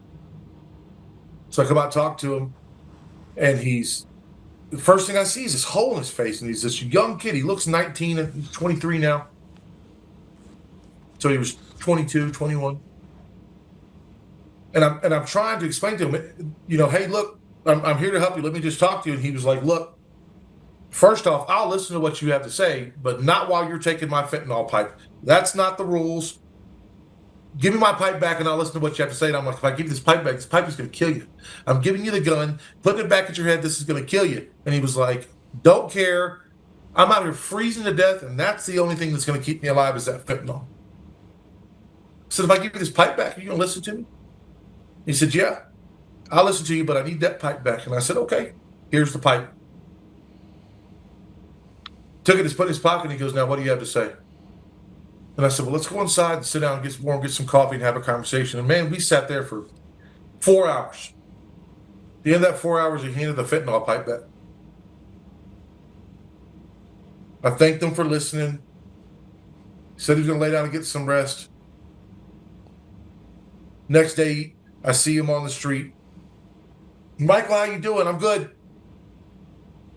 Because the temperature had warmed up some, not much, not anywhere where we would want to be outside, but they got to put everybody back out. So he's just back out on the street. So I stop and talk to him. He says, "Look, I want to get clean, but then what?" He said, "I can't get in anywhere. No sober living will take me because I'm a young, able male. And these things aren't for me. They expect that I should be able to do it on my own, and I can't, and I don't know what to do. But I'm trying." After that conversation, "Here's my number, man. Just give me a call. Just come see me. I can get you through this." And he doesn't. But what he does do is at that time he had a probation warrant. He turned himself in. It was his way to get off the street. It was God giving him opportunity. And he went into jail, and he got into this program called IRT, which is in CAE, which is in a halfway house. It's intense rehabilitation therapy, 90-day inpatient program. And by circumstance, the people that run that program asked me to come in and speak to the people in there. So I go in just to give a normal conversation with these gentlemen, and he comes up to me and he goes, "Do you remember me?" And I said, "No, but don't be offended. I meet many people." And he goes, "Michael." And as soon as he says that, I see him, and I'm like, "Oh my God, Michael!" And he's fat and happy and skin glowing, and he was like, "I'm clean." And I just hugged him, and I start crying. And this is before I start talking to this group of men that are going through a struggle. And at the conclusion of that, I don't like to go in there because I hate to promote silver linings because I feel like I'm promoting my business, but I don't want to do that. So I promote this industry. And he says, "I'm getting out of here soon. Can I come see you?" I said, "Absolutely." And before I know it, 90 days had passed, and I walk into my director of operations office, and there he is. He said, "I'm here, country. I got my certifications. I'm doing this." He's like, "I'm scheduled for an interview. I'm scheduled for my second interview." And I said, "Well, good luck at that second interview. I hope I see you." And sure enough, he got that second interview, and he came in, and he's been guns a-blazing. He started out on the street team, which is guys that go out and do direct outreach on the street, on the trails, and everyone knows him because he's so fresh from there. He's such this young face. He sticks out, and him doing that shows the people that are still out there that he knows that he was in the tents and on the trail with. You can do it.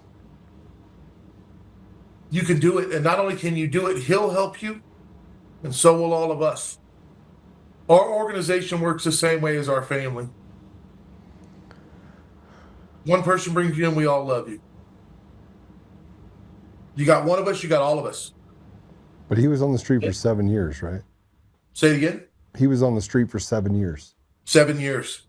7 years. 7 years to 22, so 15 to 22. 15 to 22. Abandoned by one because there wasn't anyone left. A baby. A baby. And he is a QBHA certified peer recovery coach right now, and he is so proud to be doing that. He's changing people's lives while changing his own at the same time.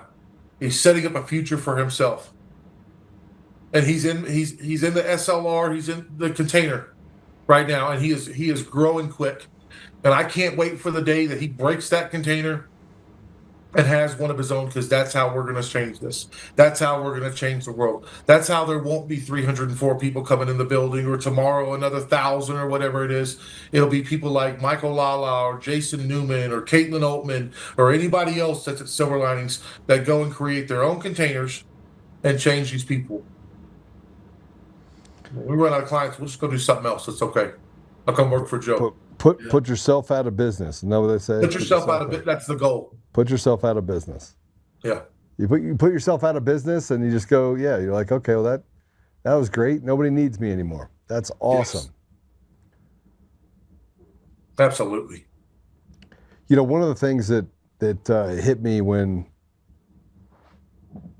you go from one life, I always say the difference between you and I is that when I was younger is that you got caught, I didn't. But one of the things that as you start to mature your life and you start to accept Jesus as your Lord and Savior, as you start to get involved in the part where you start reading scripture and you're like, man, I really don't, it's scary because you're reading it and you're like, I don't want to be that goody two shoe, because you still have this hard exterior. Like, I don't want to be the guy that's that good. It's hard. It's like this transition. You go like, no. I'm going to get to the part where I can say, F it. which is the two words that put men back in that position, put anybody back in that position. Just say it only takes a couple little stumbles and you're right back in it where you were before. Mhm. But you're deathly afraid to get back there. But you know you're going to go back there. So once you have one stumble, you're like, F it. I'm going there anyway. Because you're afraid to be who you know you can be. Right? And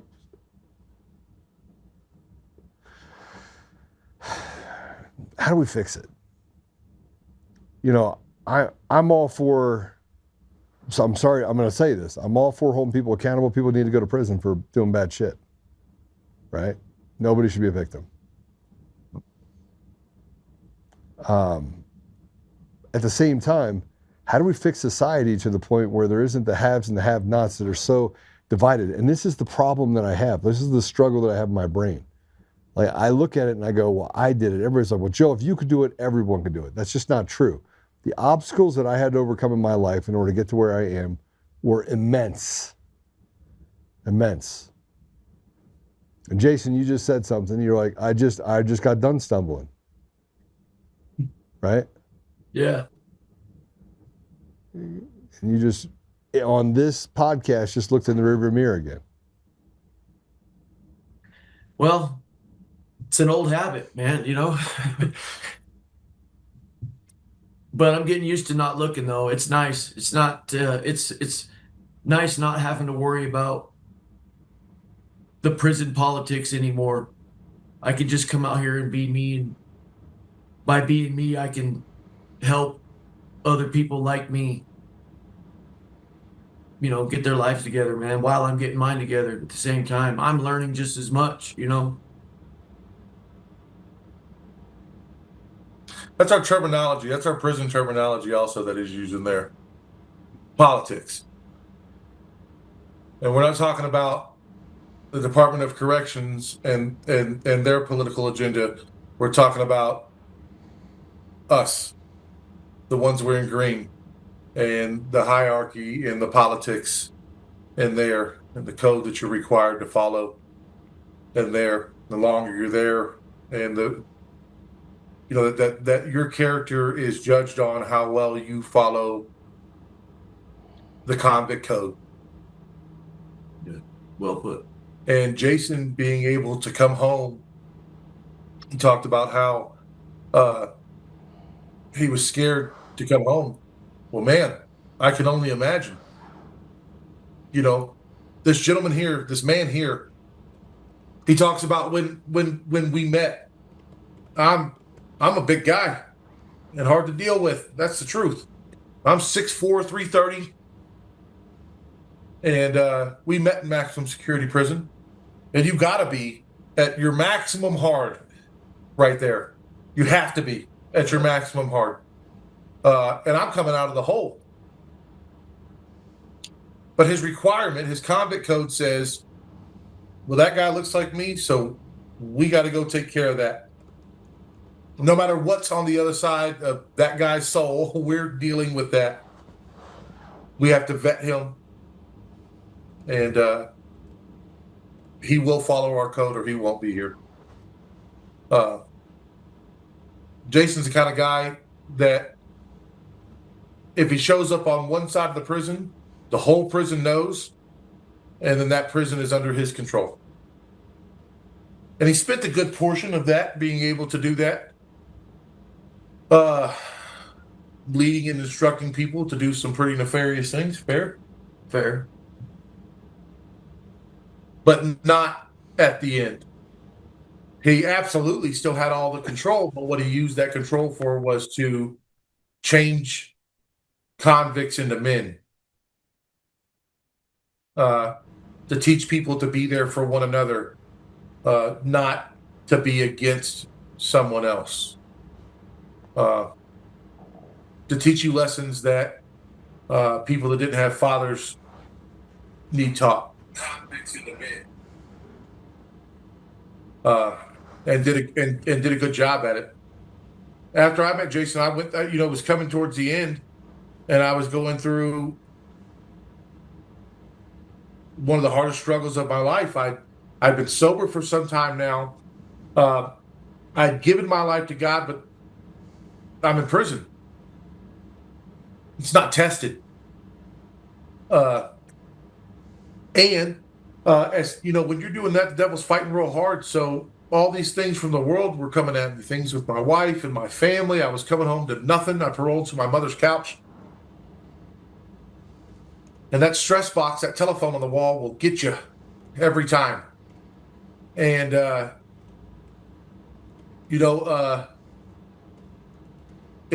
not many people will get to experience being, a hardened convict in maximum security prison and then crying on the phone to your mother or your wife. And then that phone call cutting off.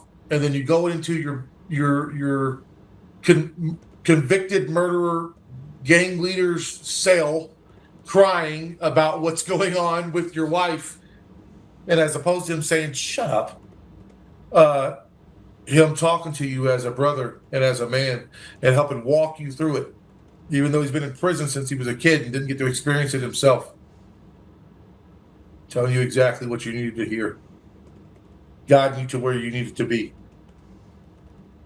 making you a soldier as opposed to a missile. And those are two hugely different things.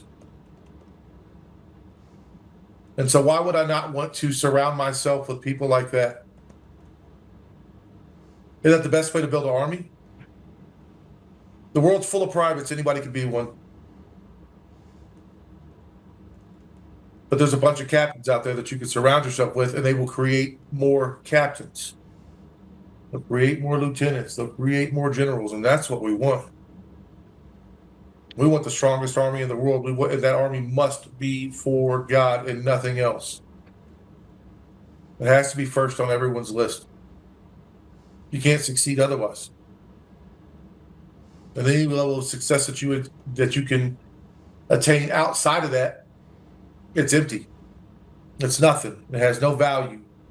It has no strength. It has no purpose. It's not your own.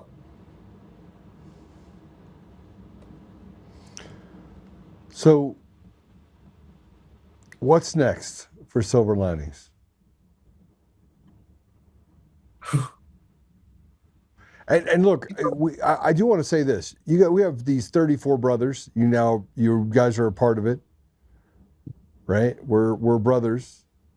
You have guys in that group that are worth $100 million, $200 million. They treat you guys any different? No. Well, matter of fact, they I feel like they treat us better than we should be. Right? Yeah. They drop off food, drop off stuff to you, try to help you guys out, right? Non-stop. The organization. Non-stop. It's amazing. And whenever I was talking to Jason, Chris, and Jeremy, I was telling them that, the meeting before. I forget the brother's name, and he's an older guy, and he was like, when he was telling his story, it was, one of my claims in life is that every satellite on Mars has my fingerprints on there. He's the one that I told him we never went to. Yeah, we got Joe Oltmann, so that's a pretty big deal. Yeah. And I'm like, this is the room that you're walking into. I'm setting them up. I'm putting the stress on them. I'm like, this is what you're walking into, and they're like, I don't know if we should go. And I'm like, absolutely go. But we will all collectively be the brokest people in the room, that's for sure.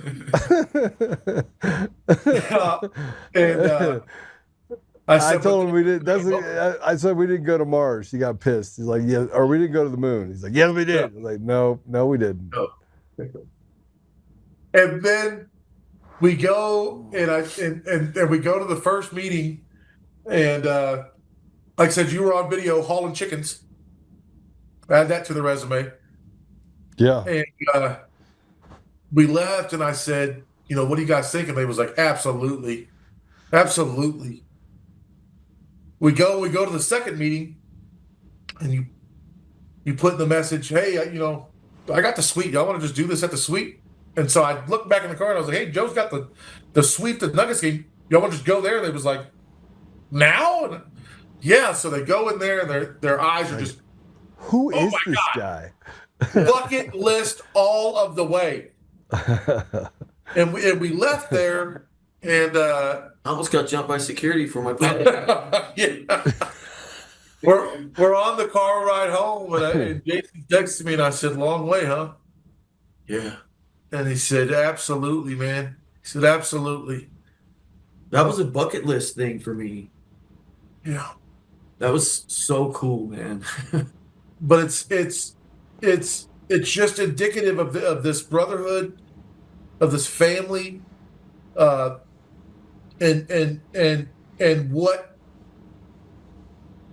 we want in society. And Joe, you've got this extreme surgical ability to bring people together and enhance their character traits so they got a platform to be able to do that. We're sitting here right now on your podcast. Yeah. You create this fraternity, and everything that you've done since I've known your name is bring people together. And you're right, you were a different Joe 20 years ago, spiritually. Yes, I was. But even in that part of your spirit, look at what you did. You kidding me? Well, You know what I mean? It wasn't to show off. Yeah. I'm Joe. I can buy you a house and give you a car and give you a lawyer. You didn't just do that. Caitlin's uncle, Billy Joe's brother, my best friend, rest in peace, Brian Edgar. There's another one. You said, "Hey, your direction is going the wrong way. Let me fix that for you." So I created this business for you, Ancient Ferns. Here is a brand new dually. Here's a Home Depot card and a Lowe's card. Don't worry about paying those bills. Go and do great things. But before you do, go pick up this white-on-white Lincoln from this other dealership, and here's my credit card. About this. Take that and go do your worst for the weekend, and then start work on Monday. And he, in my opinion, I think he did a good job. We call it the MIA weekend, the Millionaire in Action weekend, and he did everything. And he shows up on Sunday with a vomit-covered Lincoln, and your credit card gives it back to you, and you laughed it off. Like, you laughed it off. And Billy Joe is calling you, "Joe, I can't believe you did that. What do you do? How much do you spend on your card?" You're like, "I don't know. I don't care. Well, I don't know." And I think you spent like 40 grand that weekend. And you just not only did you just laugh it off, you were proud that he did that, and it was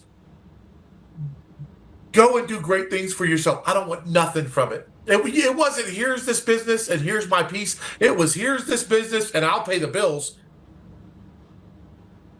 Go do that. That's why and I wanted to wait after I came home. Silver Linings is a year today, but I came home July 11th of 23. And I wanted to, I'm big on showing it now. I wanted to do something in my life. I didn't want to call you and say, "Hey, I've made this change in my life. I've got no evidence of it, but it feels good." I wanted to call you and say, "Hey, I've made this change in my life, and so far, I'm here. And thank you for getting me there. Because if it's not men like you in the world, whether it's these extreme things, and these things that you've done in my life are extreme. These are huge. You won the lottery things. But every lesson, every man that you come across in your life, you give a piece of something. And it's not for you. It's not for return. It's for someone else. And look at who it's made you, brother. Look at who you are. I just wish I had Jesus back then. Look at how people feel when they see your face. Look how people's eyes light up when they see your name across the phone. It's Joe. Yeah, but then there's the other part. I have some people that don't like me either. Hence the fact I have to carry a gun. If people don't like you, you ain't doing it right. And you got some people that really don't like you. Yeah. Yeah. You don't just carry a gun. You carry a couple of gun stores, and you probably should. Which means you're doing it so right that people Devil's got an army too. Yeah, he does. No question. He sure does. I do wish if I could go back in time with Brian, I wish I could have done differently. I wish I would have been harder on him in a different way because, obviously we know how that turned out. So. Rear view mirrors. You rear view mirrors. He's using it against me. There you go. Yeah. Rip it off. Even on this, did he say it to you? Yeah, absolutely. Even in this podcast. Yeah. Yeah, no, but listen, I got to tell you something. Jason was at we were at the game, and I can promise you one thing you learned in 34 years, Jason, it's to bury your emotion, except for in your eyes. Nobody can see it except for those people that know how to read it. And we all went through. Jason had a pocket knife that looked like he could open a can with it. What's he going to do? He's going to stab a fly with it, probably give it a little laceration. Right? And they acted like he was there, like, oh, you have tattoos? Get over here, boy. We're going to take care of you. We're up in the suite. I didn't know he wasn't there. So They did not see if I was going to that suite. Jason's like this. We go downstairs and you just see pissed off in the eyes Jason. And I'm like, bro, sorry we left you behind. I didn't see you. Because we had like 15 people, 20 people that we took upstairs. Yeah. And it took Jason a couple minutes to come down from that. And it was like, he got in the suite and it was all over. He's like, okay, I'm good. Give me a cheeseburger. Yeah. Somebody give me a cheeseburger. So it just shows you, that it could, and I'll use as an example. And I said it to you that night. I was like, listen, it's good. Just water off a duck's back. We're sorry we left you there. I didn't see you. I apologize. Right. But the reality of it is that was one of those fuck it moments. Those are one of those things where you look in the rearview mirror quick, you grab a mirror quick, you do all the things, but it doesn't matter how it's going. It's the fact that you had that stumble that wasn't even your fault over basically a tweezer knife, right? And so there's an opportunity to learn from it though, because then we're like, okay, all's good. But I know what it feels like to be stuck in that obstacle. And I think that's the thing that we've got to teach these kids. We got to teach people, this next generation. We got to teach them that we got to be able to problem solve. We got to do it without, going to the fentanyl pipe or going to the liquor store, right? We got to do it so we can literally just love on each other and get to a place where we can also be accountable and accomplish great things through work, in Him, right? Jason was baptized Sunday. What? Jason was baptized. I sent you the video. I don't know if you had a chance to see it. No, it didn't come through. It did not come through. On Sunday. I baptized Nikki, a friend of mine. I baptized your niece, and then I baptized Jason. And each one, I kept them in the water right behind it. Extra long? The video that I sent you? Make them suck on water a little bit? Oh, I kept Jason down long. Water was cold before he went in. It was boiling. All right. Hey, I'm sending you this. Oh, it does work now. Okay, hold on a second. Man, I feel like let's go to 112. Hold on.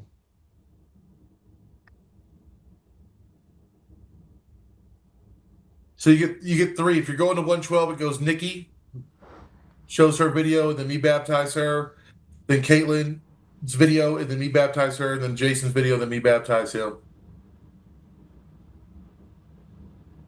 So at our church, you go before and they do, a 45-minute conversation, and they condense that down to about a 3-minute video, and it's your testimonial.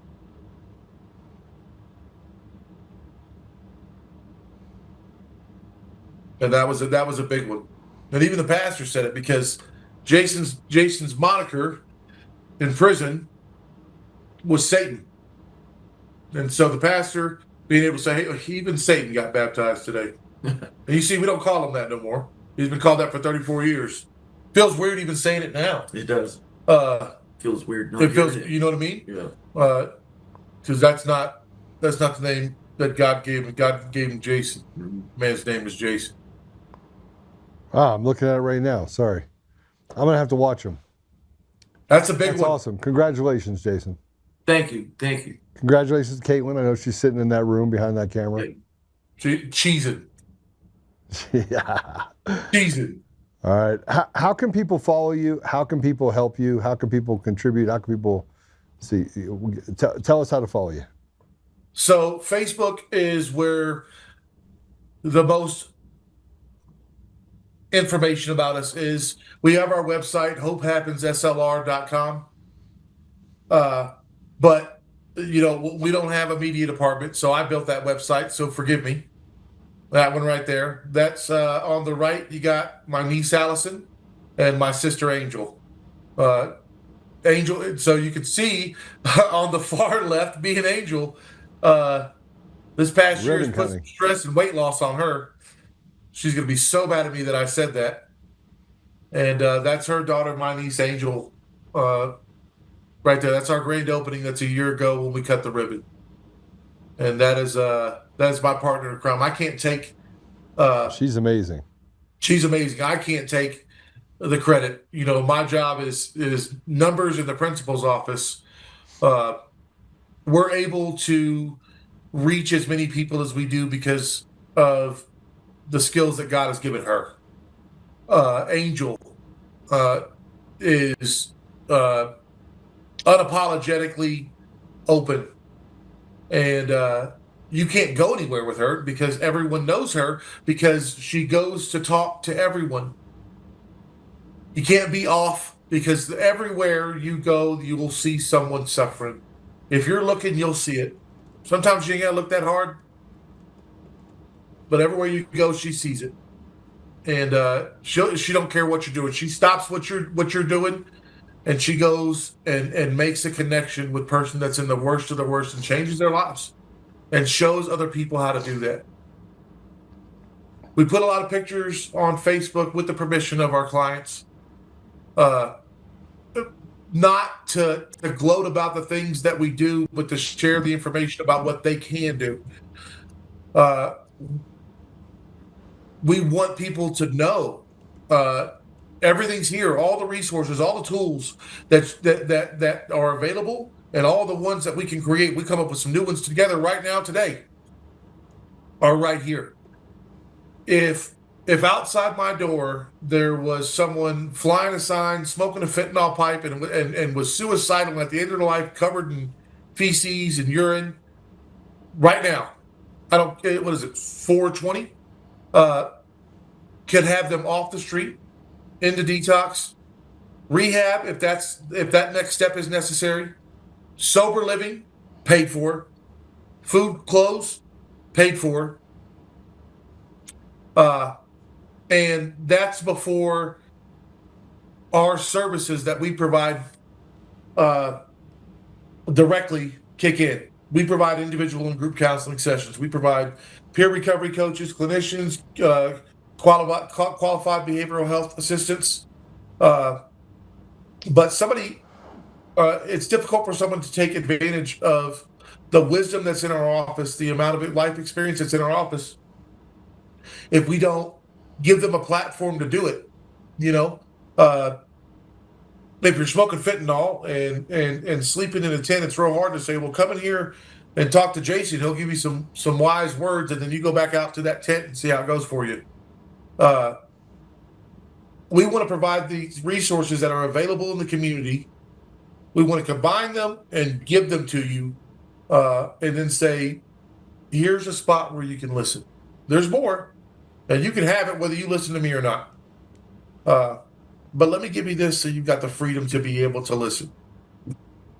People that want to help, that want to get involved in any way, we're a creative organization. We serve meals all day long, as fast as we can cook them, and as much as we can cook, it's gone. Things like today, we had, if you'd have seen this feast, man, it was probably 100 foot of tables, and every inch of those tables were covered in home-cooked, loving meals. Everything. And sometimes that's hard to come by. Sometimes it's pizza from Little Caesars. Well, the first thing we got to do is we got to fix your link for your donate now link online. It's broken. Yeah, I didn't do that. I'm not good at that. So we're gonna have to fix that. So, but they can go to hopehappensslr.com. Correct. Okay, it's in Colorado Springs, Colorado. Yes. I'm gonna have you guys on again, Jason. Next time I'm gonna make you talk more. All right. So, and I'm gonna bring on some of your other team members. I didn't mention him because I didn't know if he wanted to be mentioned because he's not on the show. But yeah, it's all good in the hood. Maybe get Angel on as well. I'll get you everybody that you could have on. I'll fill the room. All right. Brothers, I thank you for telling your story and being so vulnerable and authentic. I thank you for the work you've done in the Brotherhood. And I thank you for the work you're doing to save these young men and women from themselves on the streets. So obviously give everyone my best. I love you, and I will see you both soon. We love you too, brother. Thank you for having us. Thanks, Joe. It's been an honor. All right. God bless you, brother. Yeah. Yeah. Amazing. And you'd say, well, that's not the same story as having someone on from the election stuff or someone from, this is actually more important. This is actually what makes our communities go around. And before 2020, this is, I was remembering the story that he was talking about with Brian and what I did way back 20 some odd years ago, 21 years ago. And yeah, I've always kind of been the same. But I didn't really have Jesus in my life then. I was kind of I partied hard. I partied like a rock star. But very, very, very, very, very good men. Good men that make mistakes. It makes you think about the people that you come into contact with. Yeah. Let's read some of the comments. Thank you, Adam and Jason. Prayers up to you all for organization. Love you, brothers. That's from Jeff. Jeff, thank you. Good job, boys. Refreshing, shows us hope. There's lots of hope. Chris says, I struggle with the love thy enemy commandment. So do I. Man, it's so hard because I don't like being treated as if I did something wrong. When people attack you for 5 years, you lose humanity a little bit. This show reminded me that I've had that humanity for a long time, and it's been a blessing. Okay, let's talk about some other stuff real quick. Tolerance. We talk about Jason and we talk about Michael and Adam, and we have this brotherhood, and not everybody feels the same way. Some people don't like President Trump, some people do inside this brotherhood. Now, I had the one guy did not make it could not make the cut. Just gonna tell you, he did not make the cut because he called me afterwards and says, I can't believe you like Trump. And I was like, so? Like, I don't really care what you think, right? I didn't ask you about whether you liked or didn't like Trump. I didn't care. Like, we're supposed to be here to support each other. You don't have anybody in your family that likes Trump? And he goes, not that I talk to anymore. I was like, well, you're off the island, bud, because you got a bunch of people that like Trump. You got a bunch of people that respect Trump. You got a bunch of people that will serve and do the things that are necessary for the ideals that Trump represents. So, and not the ones that they say and they lie about in the media, but the ones that he's actually doing good within the community in order to make things safer, like going to, Ward 7 and Ward 8 in Anacostia and taking care of those people by putting National Guard there so that these really bad people stop shooting people in the community, the gang members. Now, there's two sides of this. One, I love on gang members when we're playing on the football team. But if you were to shoot at me, I'm going to hurt you, right? I'm going to pray over you when it's done. This is the perfect example of being in conflict with yourself a little bit. I wanted you to see a different side. I wanted you to see it from the side of these brothers. 34 years he spent in prison. 34 years. I got to meet Michael on Saturday. What a great young man. Susan Rice says, great show today, Joe. Love for my enemy is that I don't want him or her to go to hell. Yeah, so Jeff, I'm going to tell you something. When I say this, when I say this, these are my brothers. When I go play football and I get the chance to play and compete, they're my brothers. Now, if I step off of that and they try to do something harmful to somebody else, at that point, they might still be my brother, but they're going to meet their maker real quick. And I don't mean just being stupid. I mean doing real harm to people in my community, right? And so we have to walk. I think it's a delicate walk because people are always trying to figure out what side, what football jersey to wear, right? And I'm like, don't wear a jersey. Just go out there naked. You know, strut your stuff. It is important that we get back to a place where we can bridge the common ground. The common ground has nothing to do with ideologies. It has everything to do with community and doing the right thing based on basic ethics and morals. And you can still love on someone that has a different agreement than you do. They're not your enemy. What's our enemy is the people that have divided us. And both sides are unhappy. And those people that are dividing us have put us in this bad place and have used useful idiots in order to get things done. I want to show you a little bit of that. This is a TPUSA event outside of UC Berkeley. This is the ex-home of Eric Coomer. After a Trump supporter and Antifa members started brawling, go ahead and play cut two. Break it up! Break it up! Police! Break it up! Police! Break it up! Hey, white boy! Break it up! You're bleeding, bitch! Yep. Hey, white boy! You're bleeding, white boy! Hey, white boy! White boy! You're bleeding! Break it up! What happened? What happened, white boy? Relax. Take a deep breath. Relax. Relax. What happened, white boy? Hey, white boy! What the fuck happened? Guy tried to rob me. Okay. You guys step back, please. You guys can film, but just... Talk now, or you... Hey, you got cracked up. You got cracked up.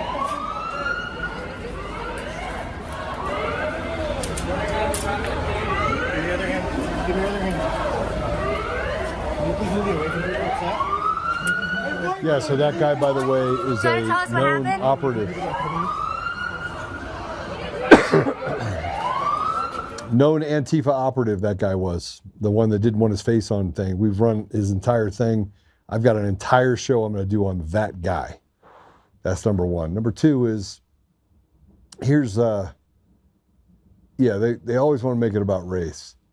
Here's a liberal starter pack. Can we put this up here? I'm going to put this up here real quick. This is a liberal starter pack. I'm offended and I don't know why.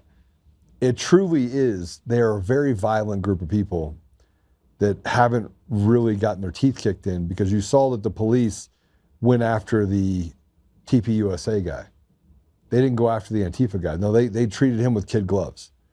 We have a serious problem in our country. Serious problem. Let's play this cut three. This is attendees at UC Berkeley are behind the police line. Let's go ahead.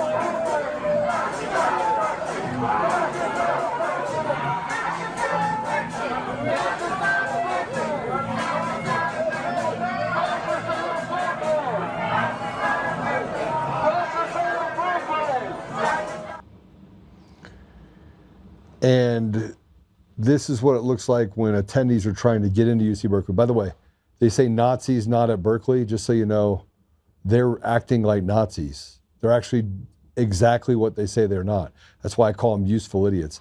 Antifa is the most infectious, disgusting, most evil group of people everywhere. Now, with that said, I had a beautiful conversation with a Antifite, literally, a couple days ago. I was at a coffee shop. He was wearing an Antifa shirt. I walked up and I was like, "You believe that bullshit?" He's like, "Yeah." And he stood up. And I was like, "I wouldn't stand up in a posture because I'll put you right on your ass." I said, "I'm gonna ask you some questions You want to answer them, you want to have a civil conversation, great. But if you act like you're tough in front of me, I will throw you around like a rag doll.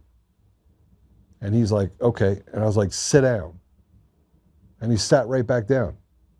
And I was like, great, can I sit down and talk to you? So I did. Asked him a bunch of questions. I was like, why would people be fascist? Why is it fascist? And to his credit, he didn't get upset at that point. He thought I was going to attack him. He thought I was going to ridicule him. And I didn't. I just had a conversation about, are you happy with how things are going? He's like, no. Were you happy 3 years ago? He goes, no. I said, were you happy 5 years ago? He goes, no. I was like, neither am I. So neither one of us are happy and none of us are getting what we want. What does that tell you? He goes, our leaders suck. Bingo. Yes, they suck. They're awful. They're bought and paid for.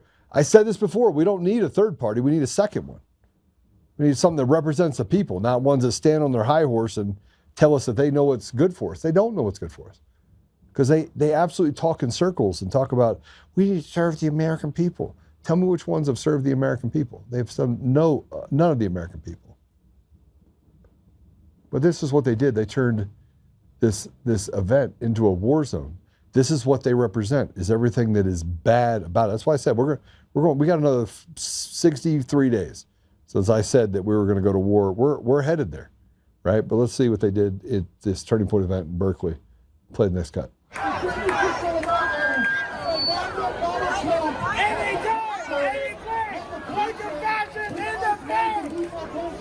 Yeah, go ahead, punch me in the face. I want you to.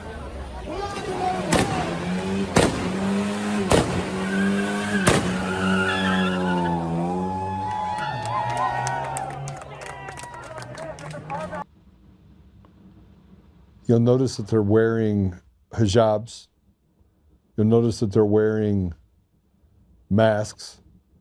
Look, if you're a real man, you don't need a mask. You're not afraid of anybody knowing who you are. You're right? You're on the right side of things.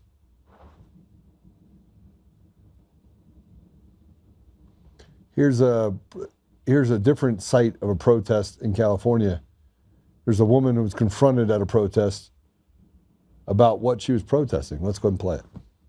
And with having a pathway. An opinion when this isn't your land. This is mine. You're a Get white. off my lawn. Here goes the crazy one. You're a white girl. No, I'm not. I don't- Okay. Calm down. No, I'm very calm. Calm down.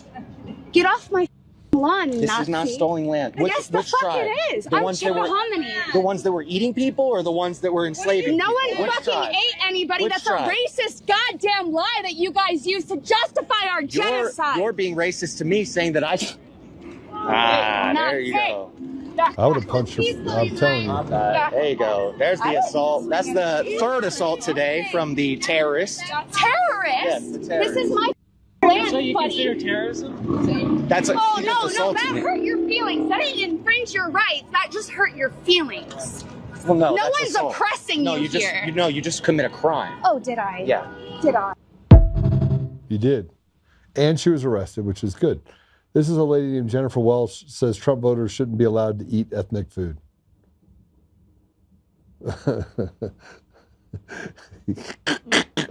Play it.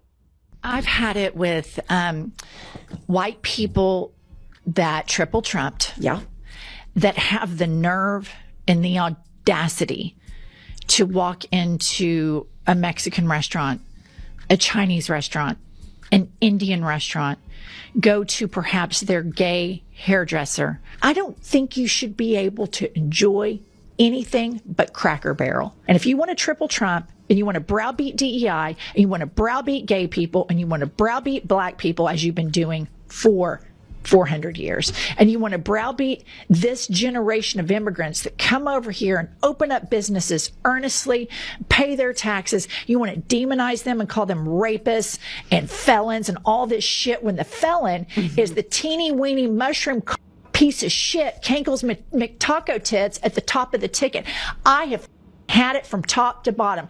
White people that triple Trump should be banned boycotted from enjoying the best thing that America has to offer, which is multiculturalism. Get your fat asses out of the Mexican restaurant. Get your fat asses over to Cracker Barrel, because nobody wants to see your smug ass, teeny weeny, pink arm, big gut around. Nobody wants to see that shit. No one.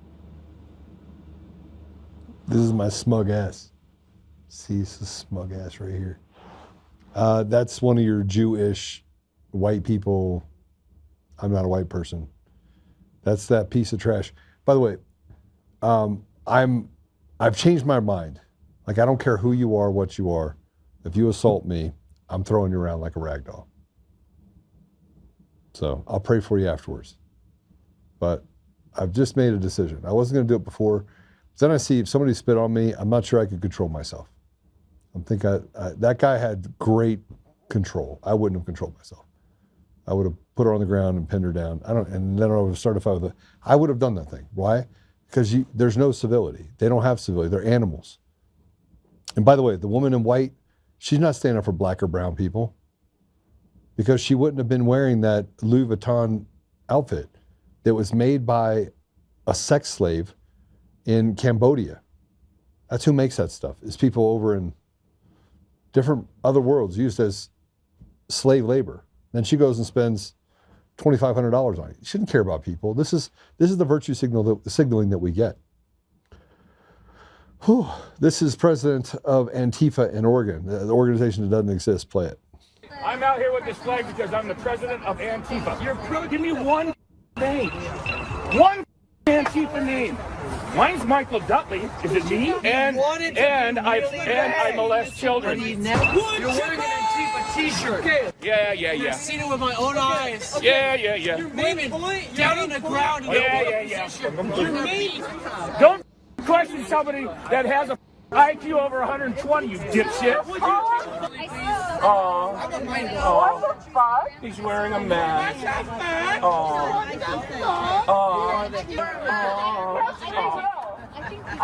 Sexually, children. Your children. Tell everybody. Yeah, you need to go home here in a little bit because curfew. You know, back in the 70s, we had to go home. As soon as the street lights went off and come down and got dark, we had to be home. That was back in the 70s. Don't be complicit. Just, yeah, right? Are you MAGA kids? When they MAGA kids. And you don't MAGA with kids. all of the ideas.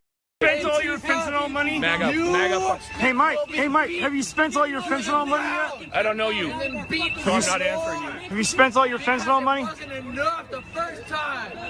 You will continue to be. You steal your medicine from your grandma? I'll answer you if you reveal yourself, but you won't. Come right here, buddy. Oh, there you go. I can't see you behind that fucking light. Okay, I remember you. First of all, I wouldn't go to a protest because I don't really want to engage in that type of conversation. I'd rather have it at a coffee shop. By the way, that conversation ended well. Let me finish how that ended. I gave him a hug, say, hey, listen, I think you're wrong. I know at least one other Antifa person that made the switch because he was the one that gave me access to the call. So I think there's lots of people that were Antifa that have left Antifa because they have realized that they're nutballs. But here you go. Here's the same guy eating pepper spray off the sidewalk. Play it. There you go.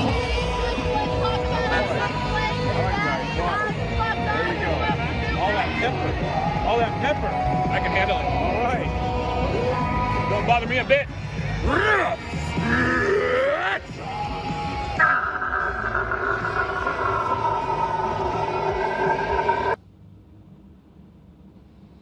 This is real life. I mean,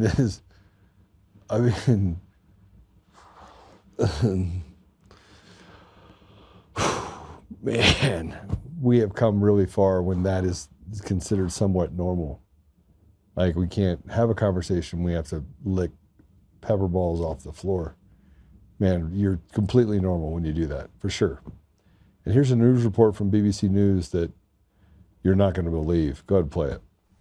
Now, transgender woman's milk is just as good for babies as breast milk. That's according to a letter from the medical director at University Hospital Sussex NHS Foundation Trust. The claim was made as part of a response against campaign groups. The trust referred to studies and the World Health Organization guidance, including one case which found what it called no observable effects in babies fed by induced lactation.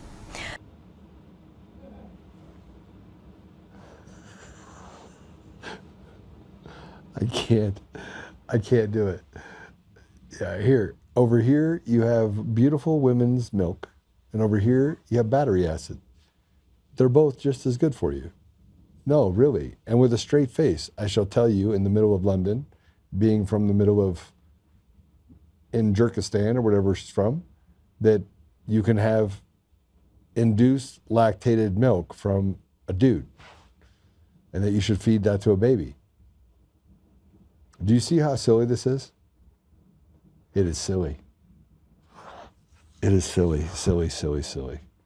Okay, I'm done. I gotta get on a call and go through some stuff. So, man, it's a lot. It's a lot.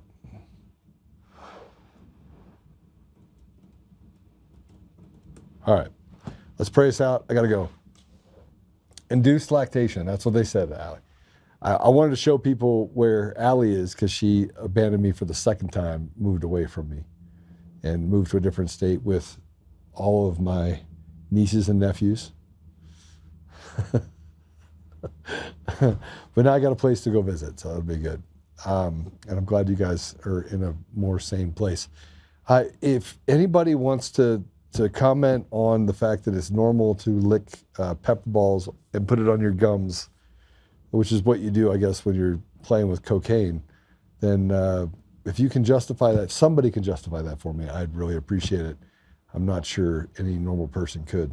I never fully understood why God destroyed the world in a flood until these things. Living in America, 76, you're right. Allie moved out of Colorado. Yes. Dr. D moved, gone. Yeah, I think I have literally hit the Powerball of stupid when we deal with some of this stuff. But I also think that a large part of our population is left behind on both sides. Nobody's happy right now. And we're not happy when a J6 bomber can just basically run the streets and run amok and then have people like Julie Kelly stand up. You know, you had someone that was basically a DA, that his whole job was to put bad people away, who's saying, I can't argue with what you're saying. So everyone can see it, but nobody's doing anything about it, and they're staying away from it. Our judges are rotted to the core. The judiciary has literally turned into just a playground for crime. And you have President Trump that is diabolically opposed to crime, and people in states that are saying that we need to stop President Trump from stopping crime from it's absurd. The absurd has become absurd. And this is what you do, by the way, when you're trying to break down social constructs and to destroy the country. So congratulations, it's working. Like I said, we're going to go to war, but I think we need to pray. And just pray. Pray. You're going to have to pray. Okay. Father God, thank you for the opportunity today to have such amazing guests. Thank you, Father, for the redemption value of today's episode. Thank you for the men that have torn off the rearview mirror and they're doing righteous things to help others lift themselves up. Father, we're grateful for the people in our community that have been able to see what is truly happening, whether they're Democrat or Republican or independent. We are grateful, Father, that we have the ability to see with our own eyes what is right in front of us as they sit here and lie to us over and over and over again. Help us, Father, that we may stand together. Help us that we may find a way to maneuver this, whatever this is. I don't even know what it is. It's demonic. And that you'll make us so that we can serve our part. I'm concerned, Father. I look at it and the calmness that I have is knowing that one way or another, I know that your will be done. But I ask you to give us the tools, give us the ability, and give us the strength and courage to stand against this ridiculousness that we face. Father, we love you, and we thank you for the blessings you've given us in our life. I say these things in Jesus' name. Amen. All right. Mental illness on steroids. Yes, it is, Gammy. Yes, it is. All right, I'll see you guys later. We have a new Facts Blast on the website. It's on page 1. Go look at it. It's freeing Tina, so Veterans Day hostage in her own country. Just to let you know, she was a Gold Star mom, serving 9.5 years because of a corrupt judge. A corrupt, terrible judge.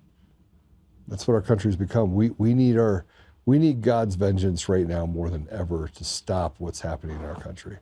And we'll have it. We just got to be patient. We got to remain faithful. All right, God bless you all. See you soon.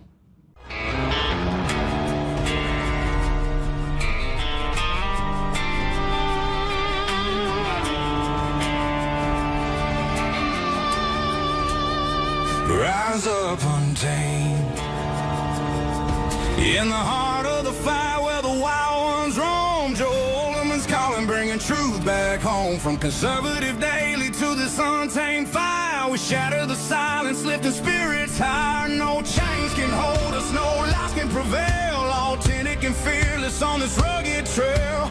Patriots gather under stars and stripes. Untamed nation, igniting the night. Untamed nation, let the truth roll out in this land of the free. Standing proud from sea to shining sea, we won't back down. Catch the fire, wear the crown. Untamed nation, it's our battle song, motivating hearts where the brave belong. Yeah, untamed and wild, forever strong. Play it again all night long.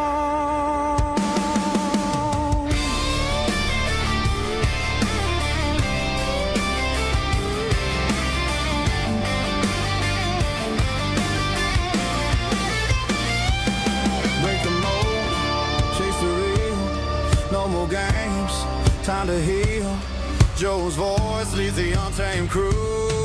Truth matters through and through. Untamed nation, let the truth roll out in this land of the free. Standing proud from sea to shining sea, we won't back down. Catch the fire, wear the crown. Tame nation, it's our battle song, motivating hearts where the brave belong.